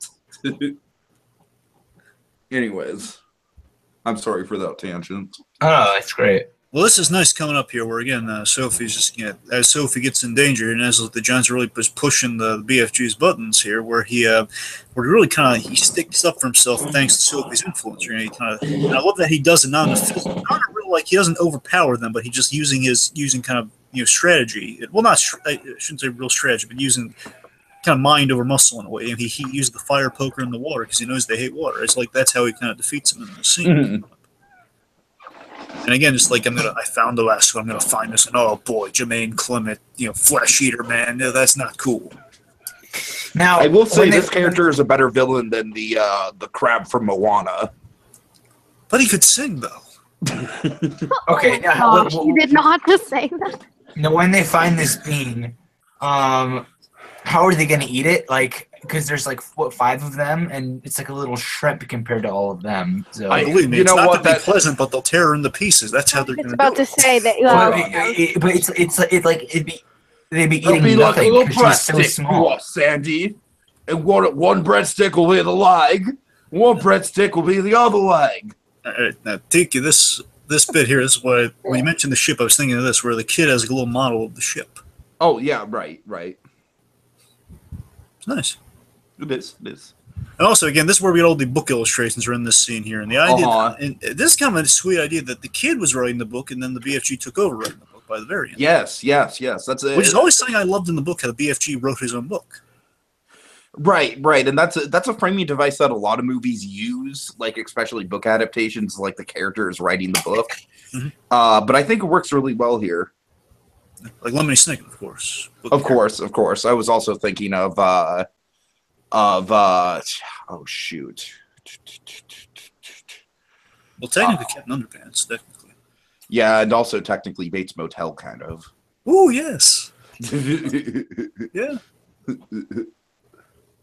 Anyway, but yeah, they really capture like kind of how the. I'm sorry. I was thinking of The Hobbit. Ah, yeah. So here we go. Now the BFG again, definitely probably reminded of figuring out where Sophie is. I mean, it's definitely bringing back some memories. He's just been pushed to the edge. He doesn't want the same fate to befall Sophie, like in the exact same place. And that's when using the blanket they use the tractor to. It's like kind of the ultimate kind of like. Here's your for you.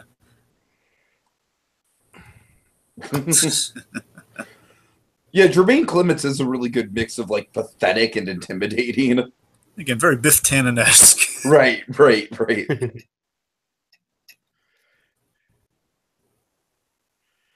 There we go, water. I don't like being clean. Very satisfying. It's like they're a bunch of naughty school children. Like they don't like their baths, and they don't like getting the cane essentially. And the cane in this case is a hot fire poker. Very doll-esque, I guess. Oh yeah.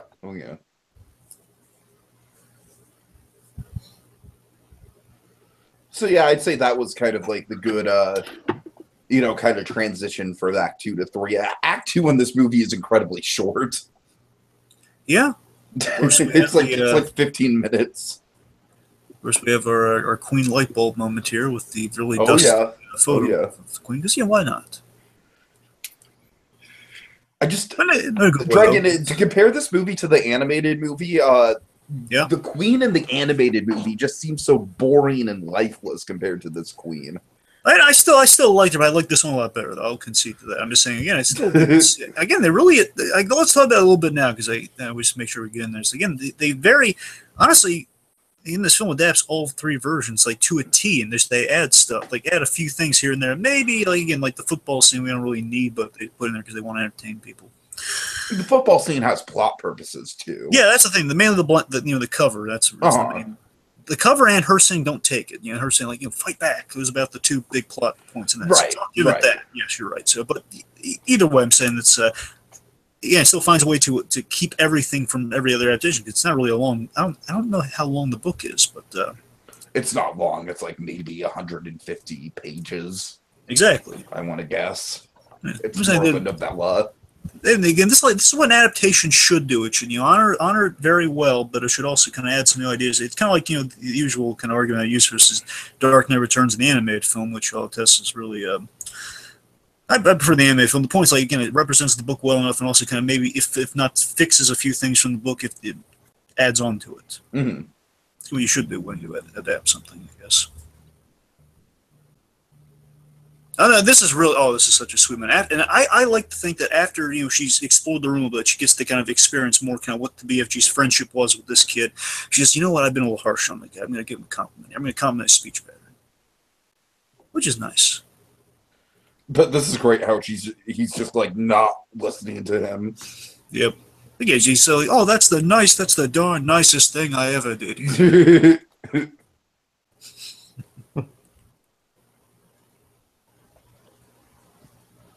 So I'm curious what Ezra and Gabby in particular have to say about this Queen business, because Oh my gosh. It kind of comes out of nowhere, but I kind of love it at the same time. I mean, I kind of am okay with it, but it really was random, and I felt like it was a little too random. Like they never introduced the queen before. Why is she just all of a sudden coming in now? Well, like, I mean, everything's surrounded by the orphanage or basically the giant realm in a whole. So all of a sudden now the queen's involved, and honestly, I didn't feel like their reason of her going to the queen or whatever was really that important. It's just I feel like it was just unnecessary to add. All right, we'll have a good conversation about the queen. I just want to point out I really love this this little scene I forgot was in here of making the nightmare, kind of like adding little ingredients and everything. Oh yeah, this whole looks visually really great. How we have kids doing running around the rooms, and then and kind of essentially flesh. Put some army in it. This reminds me of like the army men from Toy Story. Yeah, yeah. Yep. Come on, that has to be Spielberg drawing a little bit of reference there. It has to be. I wish that was Arlie Ermy. Like doing the little like move. Little dazzling little sequence we got here. Yeah, it's really nice. It's really nice. I'm sorry, Gab. I didn't mean to like cut off the conversation or anything. No, you're fine. I didn't cut off. Okay, good. All right, just a little bit of Sophie to, and I like the logic of this. I like the logic that this movie presents of like individual dreams are basically snapshots, and you have to add them together to make a dream. Mm-hmm. Sylvie blows the horn to put himself into the. Yeah, right. But the mini version, it's not even the big version. The Magister. The queen. The bicycle being used as the mixer, that's pretty clever. Yeah. Good shadow work. The lighting in this movie is great. Very kind of Wizard of Oz kind of house blowing effect there with all spin around like that. Now, as far as the queen goes, I do think that in the book and maybe even the animated movie, the transition is a little less harsh. Because I do agree with Gabby. I think my problem with this movie isn't necessarily the queen as much as it is the Mary character. Mm-hmm. Because Rebecca Hall does, like, she's fine. I just want to say for the record, I enjoy Rebecca Hall.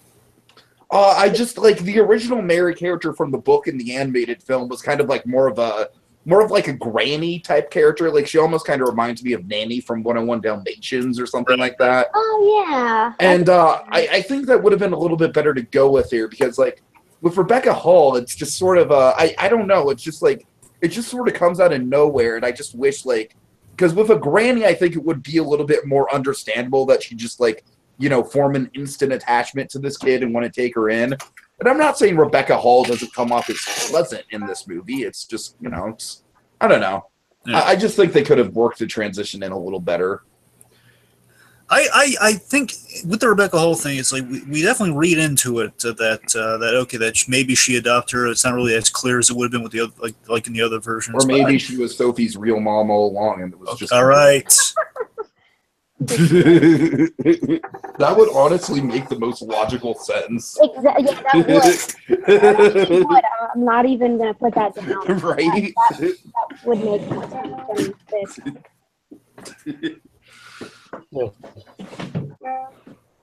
Okay, I hear what you guys are saying about like the abrupt transition and everything. That being said, some of my favorite sequences are in this Queen scene. I gotta say. Oh yeah. Mm-hmm.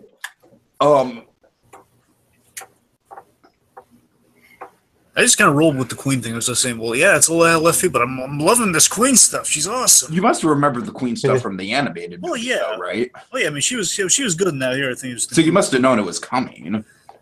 Well, yeah, I'm just saying it's been because that's the thing. I think for people like Gabby who don't know it's coming, who aren't familiar with the source material, it's kind of like, oh, okay, like we're going here now. All right, I can totally see that. Yeah. It actually is. It's kind of like how there are a lot of people that don't really like the Harry Potter films just because a lot of it. because not a lot of it makes it doesn't jive with the original books that were made. So it's like, what? So it's kind of Gabby, we could have so many conversations about that. So many hours of conversation. But I mean, that's kind of the deal, though. I haven't seen the cartoon, nor have I read the book, so I don't really know where this is coming from. And I don't know totally if it's hear you. similar or not, you know. And like I said, I do think that the Mary character really should have been more of a granny type character. I don't know. You know what this situation reminds me of? This whole I haven't seen this, haven't seen that. It reminds me of Tintin, because there were the comics and there was the cartoon. Oh, and Tintin is a movie that I don't really like. There's some good stuff in Tintin. There's a lot of good stuff in Tintin. There is. But there's a lot of too. I agree with that. But maybe that's because of what Ezra's saying about the source material. Like I have no attachment to the Tintin comics. Agreed. And I haven't even seen them either. Right. You know, the film. So with Tintin, it was like I love the Cairo sequence and I love Simon Pegg and Nick Frost. Those are like the two takeaways of the movie for me. Well, just getting on to the beginning of the Queen stuff here. I love the characterization of the Queen. They capture kind of the... She's really, really good, yeah. Yeah, they capture the cool Queen from the story. You know, basically this idea, and this I always love this concept of the Queen here, so they improve upon it a little bit more here, is that it's the idea that she's, you know, she's really quick to believe. Well, I'm saying on the whole, which is the Queen of England in general. So that, not just this the 80s, you know, the Queen Elizabeth, Queen specifically.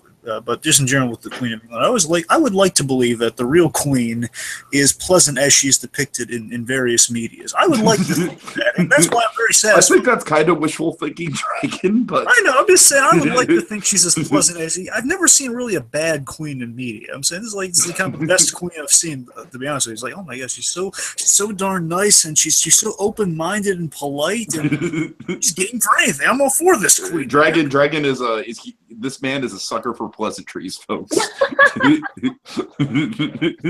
she's really nice to kids. She is. I agree. Well, so is Gordon Ramsay, but I mean, have you seen him to adults? That's nice. Wait. So is who, Gabby? Gordon Ramsay. He's amazing to children. Oh, God. Oh, man. I mean, yeah, great. Someone's sweet to kids. That doesn't mean they're sweet to anybody else. random tangent. I saw on Facebook like a little like meme, like, what if Gordon Ramsay was the voice of your GPS? Oh, God. You missed the turn, you fucking dog! Oh my God. Oh my God. That is wonderful. Someone needs to actually like make something like that. Right. Oh my God. Like an app. Someone needs to make it.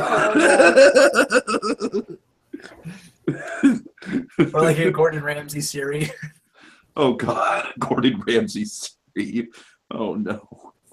I like the Flamingo version of that, where basically anything, and she goes from sweet, you know, the sweet Vera Farmiga to a hysterical Vera Farmiga. You missed the turn! You have to go back! Oh God. That was fantastic.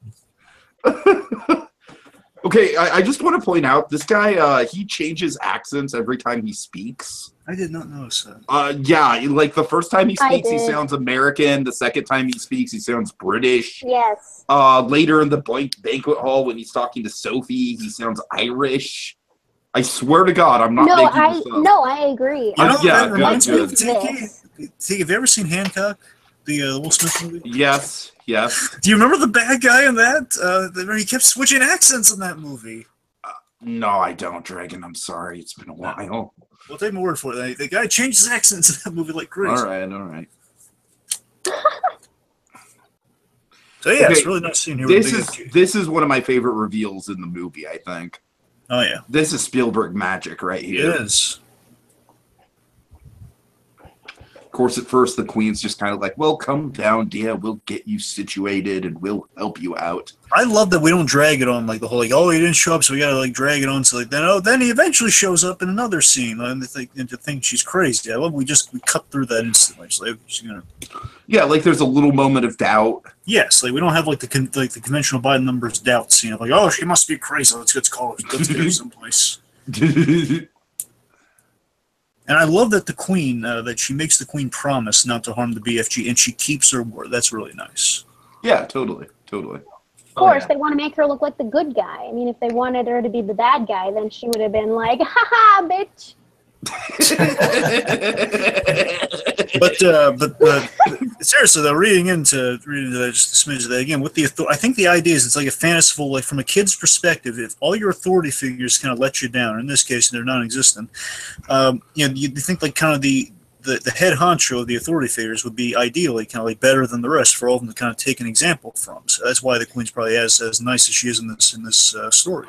I don't like how they're all just like, oh yeah, it's a giant. Better take it down now. It's like, it's like, look at him. It's like they're like.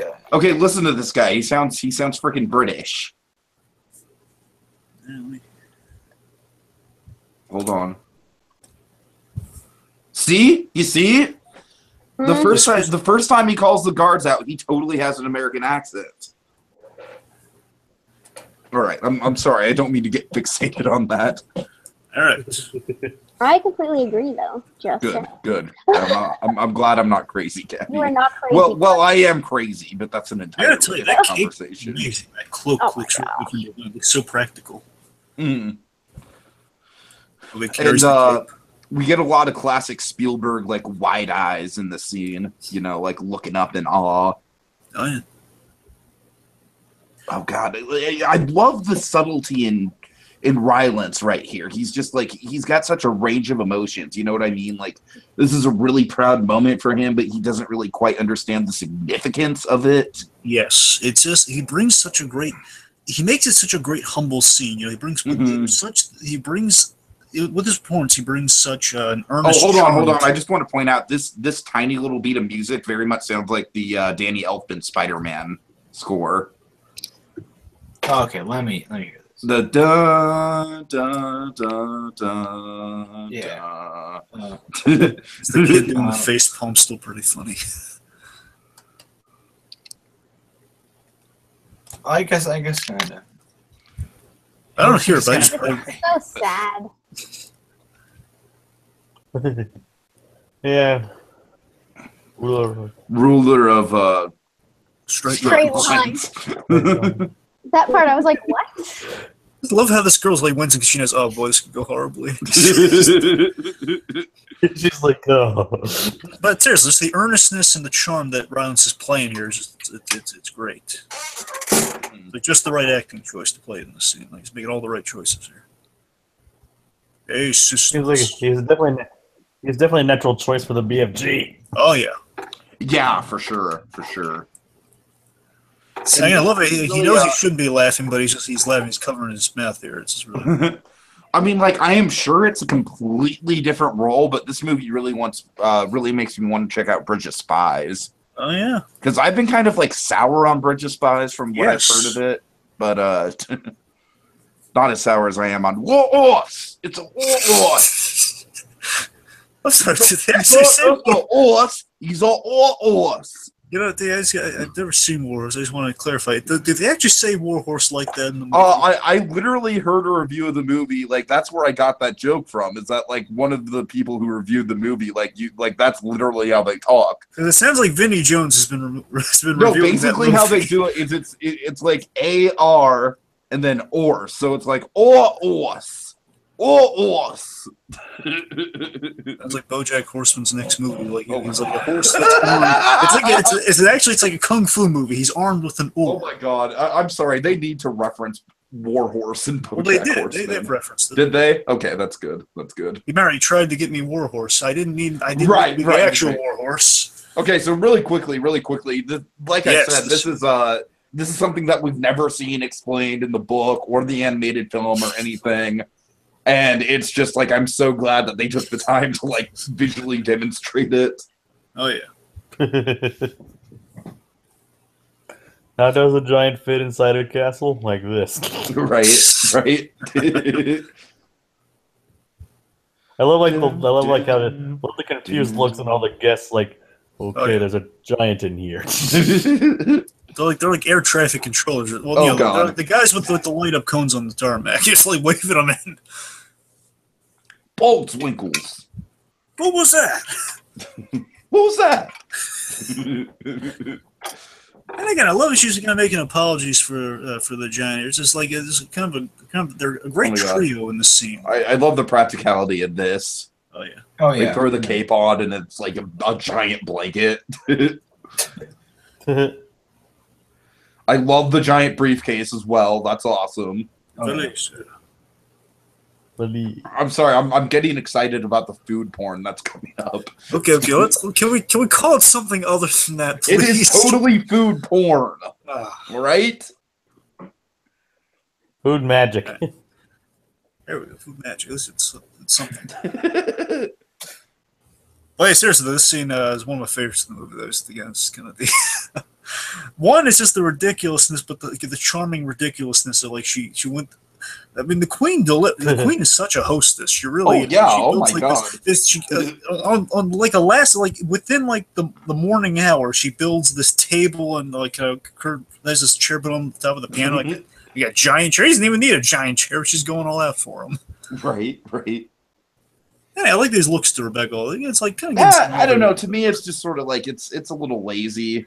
Look, I mean, call me sappy, but I'm just saying there was a bit like I watched the movie. I was like, I kind of hope she ends up with this Rebecca. I'm just saying, for me, it just kind of it falls a little flat because it's like we're not really seeing them interact as characters. We're just seeing like Rebecca Hall being like, "Oh, this girl's cute." I don't know. It reads a little bit flat for me. All right, would have liked more confirmation, but you're right. Yes, it would have been nice to get more of them. And here we go. Yes. Oh, so much good. Oh my God. Oh, the toast. Look at the toast. I know the toast. The toast. Love the toast. So as you can tell, folks, Dragon and I are like we just love food in movies, animated or otherwise. Usually animated, but in this case. Did you see the corn? Yes, the corn. Oh my God! Little corn. Forces of Evil reference. This is a royal breakfast if I've ever seen one. I love the egg. The eggs get like a little tray. Right. Dipping the toast in the eggs. Oh. Yep. Oh, that's amazing. But even with the queen and Sophie, there's just the giant stacks of toast. The giant. Look at all those biscuits. Oh my God. Yes.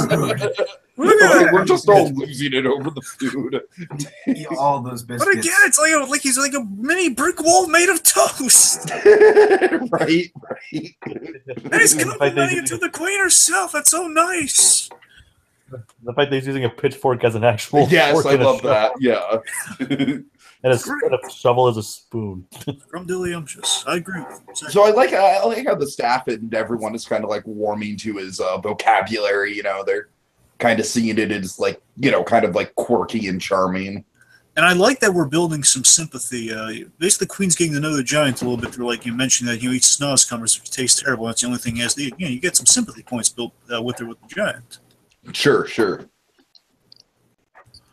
It's really nice. It's actually good stuff. Okay, wait. I'm sorry. Pay attention to this guy. He's about to have an Irish accent.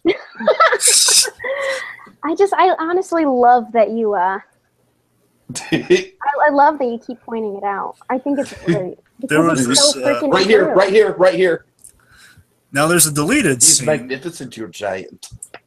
Now you see there was a deleted scene where after he spits out the coffee, because they had the coffee, she recommends tea. Now before he got to oh no, oh God, okay, let's do it. Before they got to obligatory Hamlin joke of the episode, folks. Go ahead, Dragon. Oh God. Before they got to the fox, I'm just indulging him.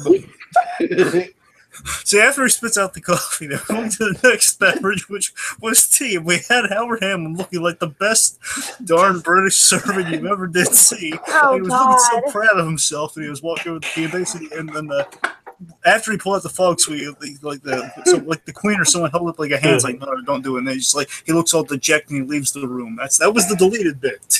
Okay, we seriously need to contact Patrick Fabian about this tea thing. I think he'd be delighted. I told you the meme to make, but you never did anything with it. All right. Anyway, Oh, that was man. really painful. One of those guys that just backed onto the coffee instead of the tea. When they were covered in the coffee, yeah, that had to burn. I mean, you saw the steam coming up. I'm like, oh my god, that's like kind of your classic, your British Guard thing. I once poured a pot of boiling water all over my hand because the top of the teapot came off as I was pouring it. Oh, that's happened to me too. I'm so sorry. Right. No, it's fine. It's just like, yeah, that was super painful. I can understand. I tilt have the so nozzle. many. Well, I have. Yeah, okay, when you have a little teapot like I have, it's a little glass one. You don't hold the freaking nozzle because it's glass, and then you'll die. Okay, so. Right. I once microwaved hot chocolate and got second-degree burns on my tongue. Oh man, those are very painful tea memories. Or what about getting hot glue in your hand and it gets stuck there and you keep burning? I'm sure Howard Hamlin only has the fondest of tea memories. Of course. Sandy, I don't think you know. Ratatouille flashbacks of tea memories. No, tea, hot water. No, I accidentally flipped a pot or a pan of boiling oil over, and I tried catching it, and I caught it. Oh no! By the inside with the oil on my hand. Oh god! I know. So I had to wear a little. Shit. Yeah, it was pretty bad. And the only thing my mom was worried about was how I burnt oil into her little rug. Oh god! I was like, I just caught the pan with my hand. Right at the rug. Very concerned parents you got there. Oh yeah. Thank you. So anyway, so maps. The one thing I do like about the joke coming up is I do like the build up to it. Like, because we have it there. It's like it's almost kind of like the Chekhov's fart, right? The Chekhov's flatulence. I can't believe we've had to make that reference, but yes, Tiki, it is very much Chekhov's flatulence, yes. And I do like the look of the drink inside the little champagne glasses. That is nice, and I agree with the Queen. Seeing the bubbles go down is quite fun. Yeah. But yeah, I mean, again, I know why you were excited for the build. I know it has to be because this part literally is in the book. Okay, the bagpipes sold me. All right, the bagpipes are fucking ridiculous, and they sold me. I could not. So it's coming to my ways. But honestly, here's the thing: it's feeding into a thing that kind of gets me with the live-action Disney. There's always that one bit. There's always that one bit in the live-action adaptations where it's like you roll your eyes at, and the bit when the dogs are when the dogs look it up and then they're affected by it. It's like, okay, I can't defend that. That's one of those live-action adaptations. Like we had to throw this in there because we can do it with technology. Yeah, that joke belongs in like an Air Buddies movie. That's what I'm saying. It's like, we always have, it's always in one of the live-action. They always fit in one of those scenes. However, I do like the looks everyone give. Like, like, oh boy. Yeah, and it's not the greatest. It's not the greatest. Ugh.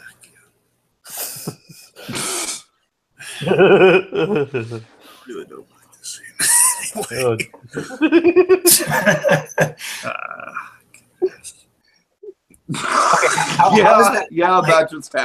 That just happened. Yeah. Christ. Shit. Okay, you know what I do like about that scene from a thematic level, though? That's the moment that gets the Queen like 100% on board with the BFG. It's like that's the moment that gets her 100% with the BFG. It is. She's like, two giant country. Let's do it. That's their battle cry. Rectal trauma. That's what gets her there. Yes. God. Well, logic. Roll doll logic. Right. There's an inspiring moment for it. Here's a better inspiring moment. A giant jumping to a magical land surrounded by awesome helicopters. Tell me this doesn't remind you of Wonder Woman in retrospect. Kind of, a little bit. I don't know. Except it's at the clouds. It's more like an alternate reality kind of thing. Well, now you mention it, I didn't occur to me in the moment, T, but bringing it up, I guess I could see that. Yeah. You basically kind of follow like a magical kind of like crossover point. It is kind of reminiscent of crossing over to Themyscira. That's what I'm saying. Yeah. Okay. Yeah. I like how Sophie keeps switching clothes throughout the movie. It kind of, it keeps up the outfit and the look through the 3 acts. You know what I mean? It like updates her based on the character. Certainly. And of course, like they all do very much kind of reflect where she's not exactly kind of the Jennifer Bryan kind of Better Call Saul logic applied to it, but there's a little bit of character applied to it. You got some, she's just kind of middle of the night to, kind of like the changing clothes of reminiscent of the boy with the jacket. Mm-hmm. Right. To, now like kind of being kind of in the Queen's house, essentially. In the Queen's and house. you know why she's dressed this way, Dragon, right? Why? Because this is the way she's dressed in bed, and she's gonna wake up, and it's fucking gonna be a dream, and yeah. I'm sorry, that's a stretch, because that's not the way she's dressed in bed at all. Consider my mind blown, Tiki. At least never don't stretch as hard it. as Super Carlin Brothers do. Okay, Super Carlin Brothers are the Pixar theory guys. Well, I thought it was one guy. Well, Super Carlin Brothers basically made a whole YouTube channel about it. All right. Anyways, we'll get on to this thing. So here's some of this with this movie here, where I think honestly, a part of me kind of wishes I think the movie could have ended here with this really sweet scene between the two of them. It ends with kind of that awesome handshake. Honestly, a part of me thinks there's an ending here, but I think the stuff following is necessary and it's good. Just like it is a good kind of culmination of Sophie and the BFG and their relationship and arc. Yeah, it almost feels like a good end here. I agree to a certain extent. I just, obviously for the point of the story, you need the payoff with the Giants, Certainly. And now here's the thing. I think, honestly, if I'm right, the climax was something that was in the animated movie. I don't know if they had like a climax like this. It was definitely in the animated movie. I want to say it was in the book as well. Honestly, I don't remember. I don't think it was in the book. Sorry, I don't think it was in the book. I could be wrong. I've read the summations to the book. And summations. I'm gonna look it up. All right. Well, anyway, regardless, it's like I think this is the most fantastic way we've kind of seen that scene because Dragon. In a way, it maybe would have been good if they would have focused less on the Giants, so it wouldn't have been as much of a conflict. So you would have had this scene as like a final end. Well, honestly, I think they streamlined it as much as they could because again, in the anime movie, it went on a lot longer. It was more of a big chase of like Sophie. Okay, in the book, they make a giant pit. Oh, right. Well, no, see, that's kind of the island solution. I mean, like, kind of this little kind of chase that... I mean, yeah, sure, I'm sorry, yes, yeah. Yeah, they just lure the Giants into a trap. Right, because... Yes. And they still have the Snozcumbers and everything. Like, the Snozcumbers are in the giant pit. So basically the only change here is that they airlift them to the island. That's, like, probably because it's more visual.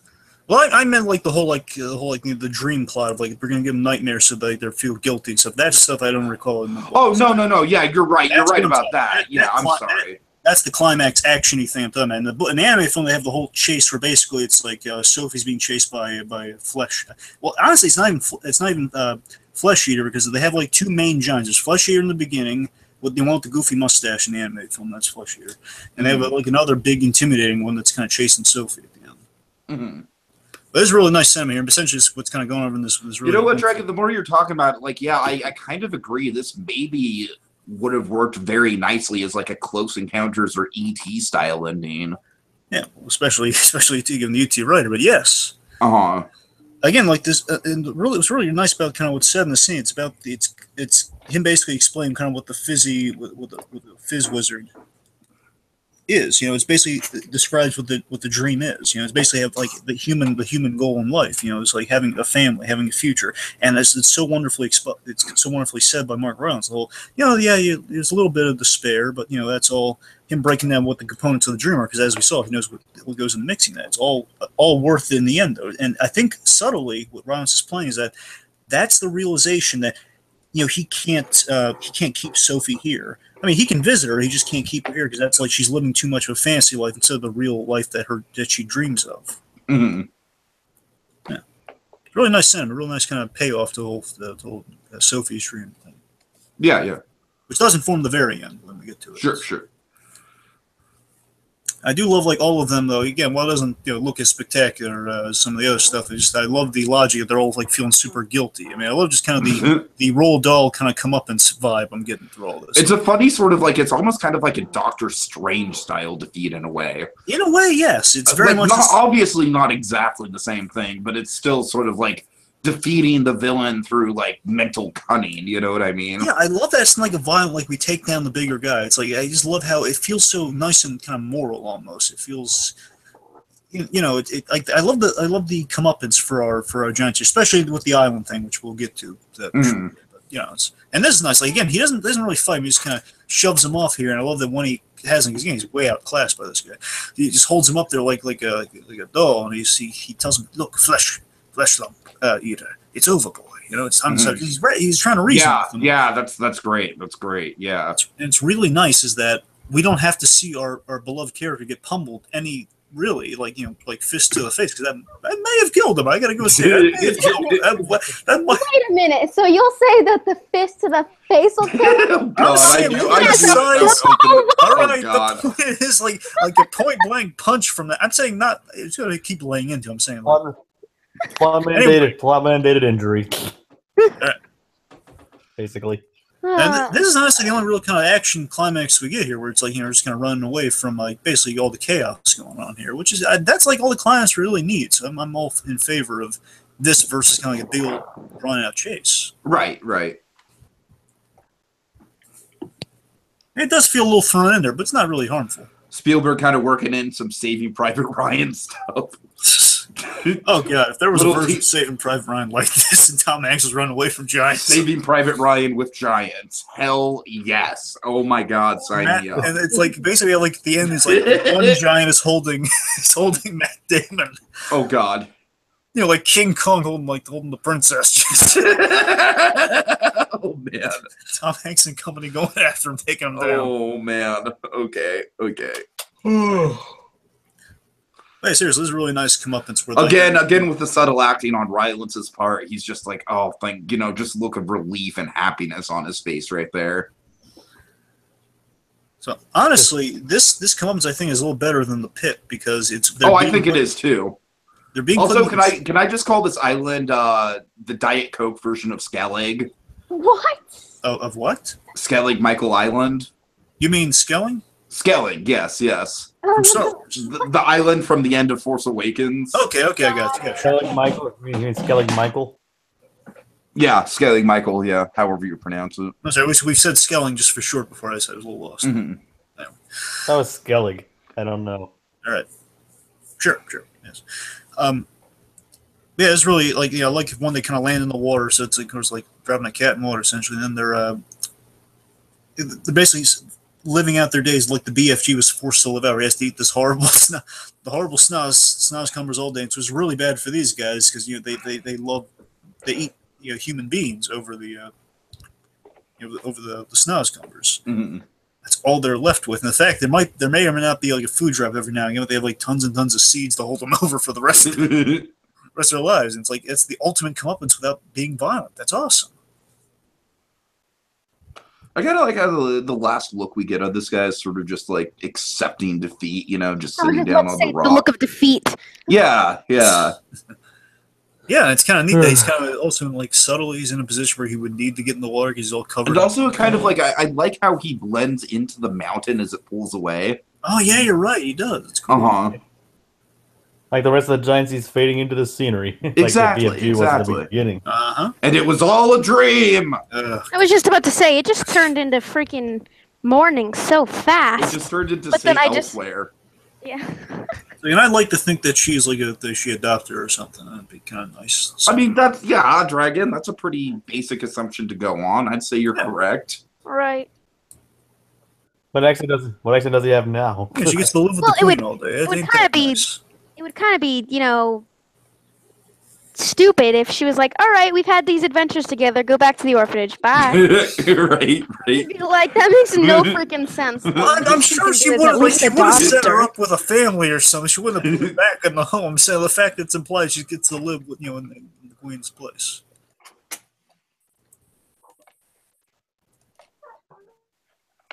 And I gotta say, guys, this ending monologue does get to me. Yeah, it's I remember tearing up a little in the theater when I saw it. I'm not gonna lie.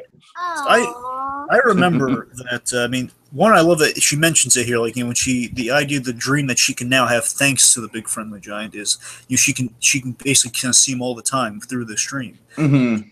like him living up alone on the island. He grows on stuff, grows stuff better than Snaz, the Snaz cumbers. And yeah, again, he's alone in peace when he can hear her and they communicate almost like a walkie-talkie if they wanted to with the ear thing. Right. And it's really is. I love the fact that it's mentioned that he is writing. He's now writing the book, and we see like it linger on page BFG, which implies he's absolutely writing the BFG book. I still do miss the idea. I understand why they changed it. I miss the idea that he had to live with her in the Queen's castle. I like that they didn't do that though. You know why? Because I think it thematically fits in with the other Spielberg movies, specifically something like E.T. Yes. Where they form this really, really close friendship and bond with each other. And then get ripped apart. Exactly! And that's the end, and it's a fucking happy time for all, right? I took from it I thought I saw it as like it's keeping a healthy divide. It's showing growth on that. They can exist without each other, but still keep each other in the other one's heart. I hear you, and oh god, the acting on violence, the acting on violence. This is kind of it feels very Pete Docter to me. It feels very much like Kitty in this moment. I can see that. I can see that. Yeah. Seeing the beautiful acting. Oh god, look at that man's face. I mean, that is a big friendly giant right there. All right. Oh, the colors again. I know. I like the colors. I think that's my favorite part out of the whole movie, just to be blunt. It's magic hour coloring. They have like that magic hour lighting, but put in the color. Right. Exactly.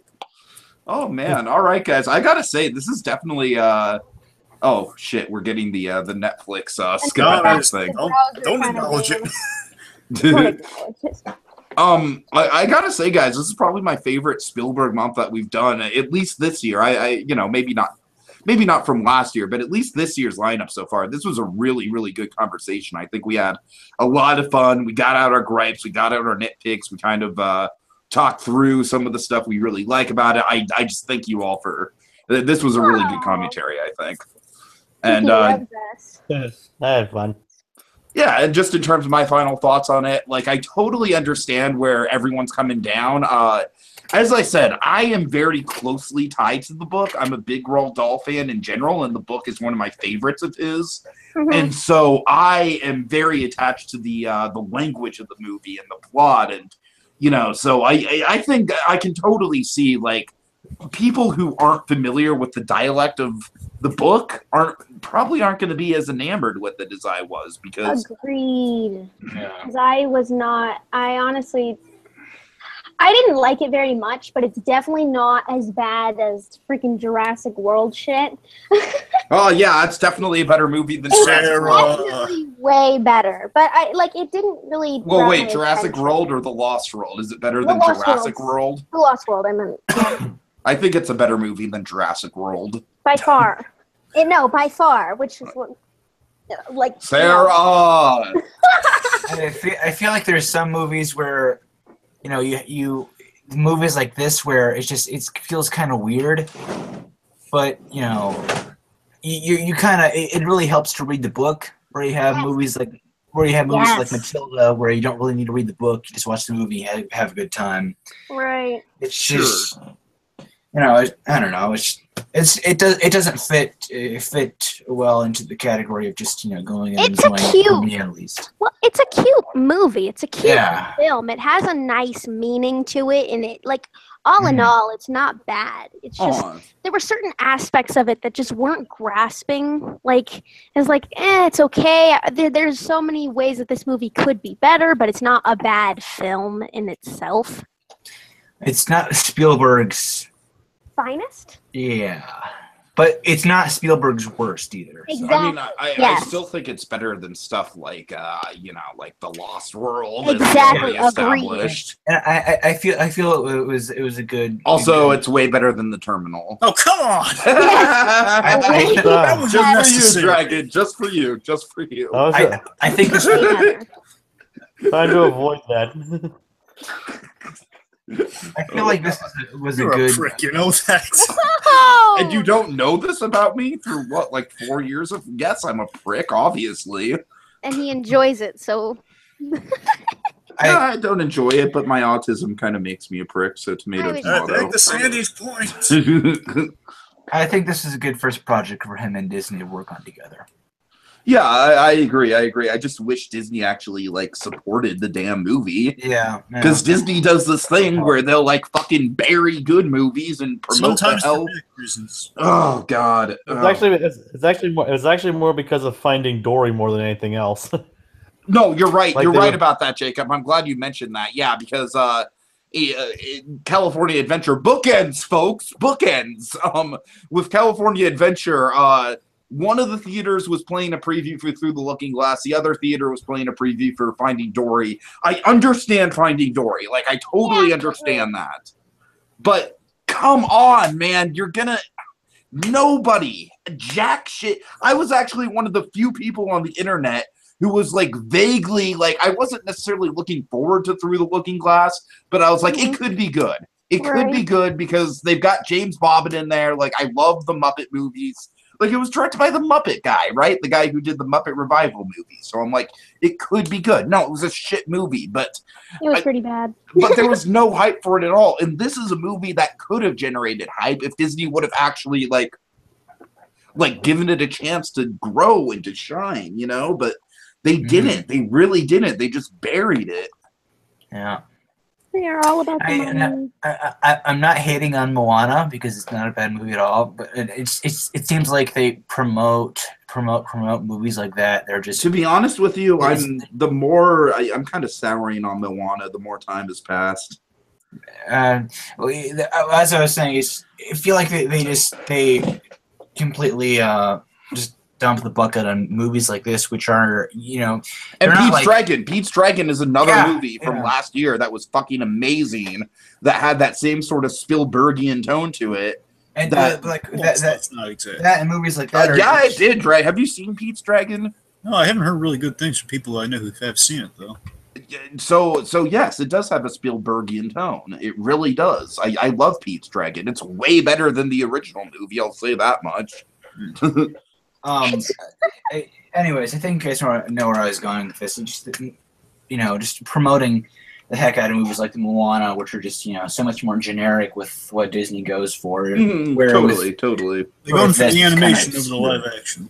Whereas this is exactly the type of movie I want to see Disney do more of. I want to see Disney do more of these, like I said, the kind of like Don Bluthian, like late 80s, early 90s style films, which I think the BFG really, you know, fit into that sort of era very comfortably. Yes. Jacob, any final thoughts on your end? No, not really. Other than no. All right. Dragon, final thoughts? Well, on the whole, I thought it was really nice. It honors the source material amazingly. It's it's very much doing a Roald Dahl film. It feels very much, you know, like again, I think just kind of the right kind of creative force kind of aligned to make this. You know, again, it's kind of Spielberg kind of really diving into his whimsy through kind of like the excitement of like doing his first Disney movie, because that was his goal making this movie. He wanted to do kind of like, he always looked like, you know, doing like his own Bambi and Dumbo. It's kind of like his going into it. He's always kind of wanted to make with Disney, and that's why I believe, you know, bear in mind, he wasn't like the director on, but you know, he was involved with Roger Rabbit. He was really excited about that project, and you got to remember the reason. Half the reason he started DreamWorks was to have his own Disney, because he had projects he would take. Sometimes, Right. I forget if he took Prince of Egypt to Disney. The point is, like, there are films.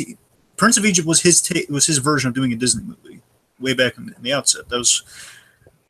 I'm saying that's why I got really excited over it. That movie was arguably better than Disney movies of that era. Well, I'm just saying that's the point. That Like, was a good movie. It really was. Yeah, I mean, that was a really good movie. Yeah. All right. What was it? I didn't hear. I Prince of Egypt. All right. Yeah. Yeah, but you see what I mean? Like, he's always kind of willing to make a Disney movie. And we've had kind of like fill-ins for that over the years, and you have to have the foundation of like a third of the foundation of DreamWorks has been trying to kind of compete with DreamWorks, you know, compete with Disney in many respects. And again, the end result here is just that all things align. Again, it's kind of nice to see kind of another Roald Dahl work kind of adapted. And again, whether he just, of course, the guy who created it is always going to have like his own opinion. Like, many times creators won't like any adaptation. Like, you know, Alan Moore, for example, he never likes anything that's adapted. Oh, God. But you know, again, like, it really Alan Moore's a literal warlock. Yeah, but I'm saying, like, we have, like, Willy Wonka the Chocolate Factory, it's like, for me, like, I'm going to go Willy Wonka over this, but that's an unfair comparison. It's like, it's like various different things. Again, they don't really line up in the creator's eyes all the time, but this, based on the fond memories, again, it's been many years. This had, like, fond memories from the animated film, and this captured it and kind of plussed it. And again, while not perfect, few things I would have liked to see could have trimmed for time. Not many things though, because again, it flows so nice and concisely, even though it's almost 2 hours. Yep. All right, it was folks. way better than I thought it was going to be, and it was really good. So stay tuned. We have one more Spielberg month selection for you this year. It's to kind of like transition from June into July. We're going to be talking about arguably the most patriotic film of Spielberg's entire filmography, except maybe Lincoln. I don't know. It's certainly more well received than Lincoln is. Yes. Saving Private Ryan, which I've never seen. What? Violence. What? You've never seen Saving? Okay. I've never seen Saving Private Ryan. You will not be disappointed. I don't like war movies. I know we've already had this conversation. We Again, have. yeah. But I really like that movie. So I only assumed you had because I told you I watched it on Memorial Day. And you were like, "Oh, really? Wow!" Like it's you know. Yeah. Well, what can I say? I've seen clips. Like I've seen the opening sequence in film class, but. yeah, I'm not a big war person either. So I think you'll actually. Yeah, like I'm really not looking forward to Dunkirk. Understood. Anyways. Okay, so yes, Saving Private Ryan. Transitioning from June to God help us the Christmas festivities in July. All right. Wow. Da, da, da, da, da, da, da, da. Really Da, da, da, da, da. Sarah!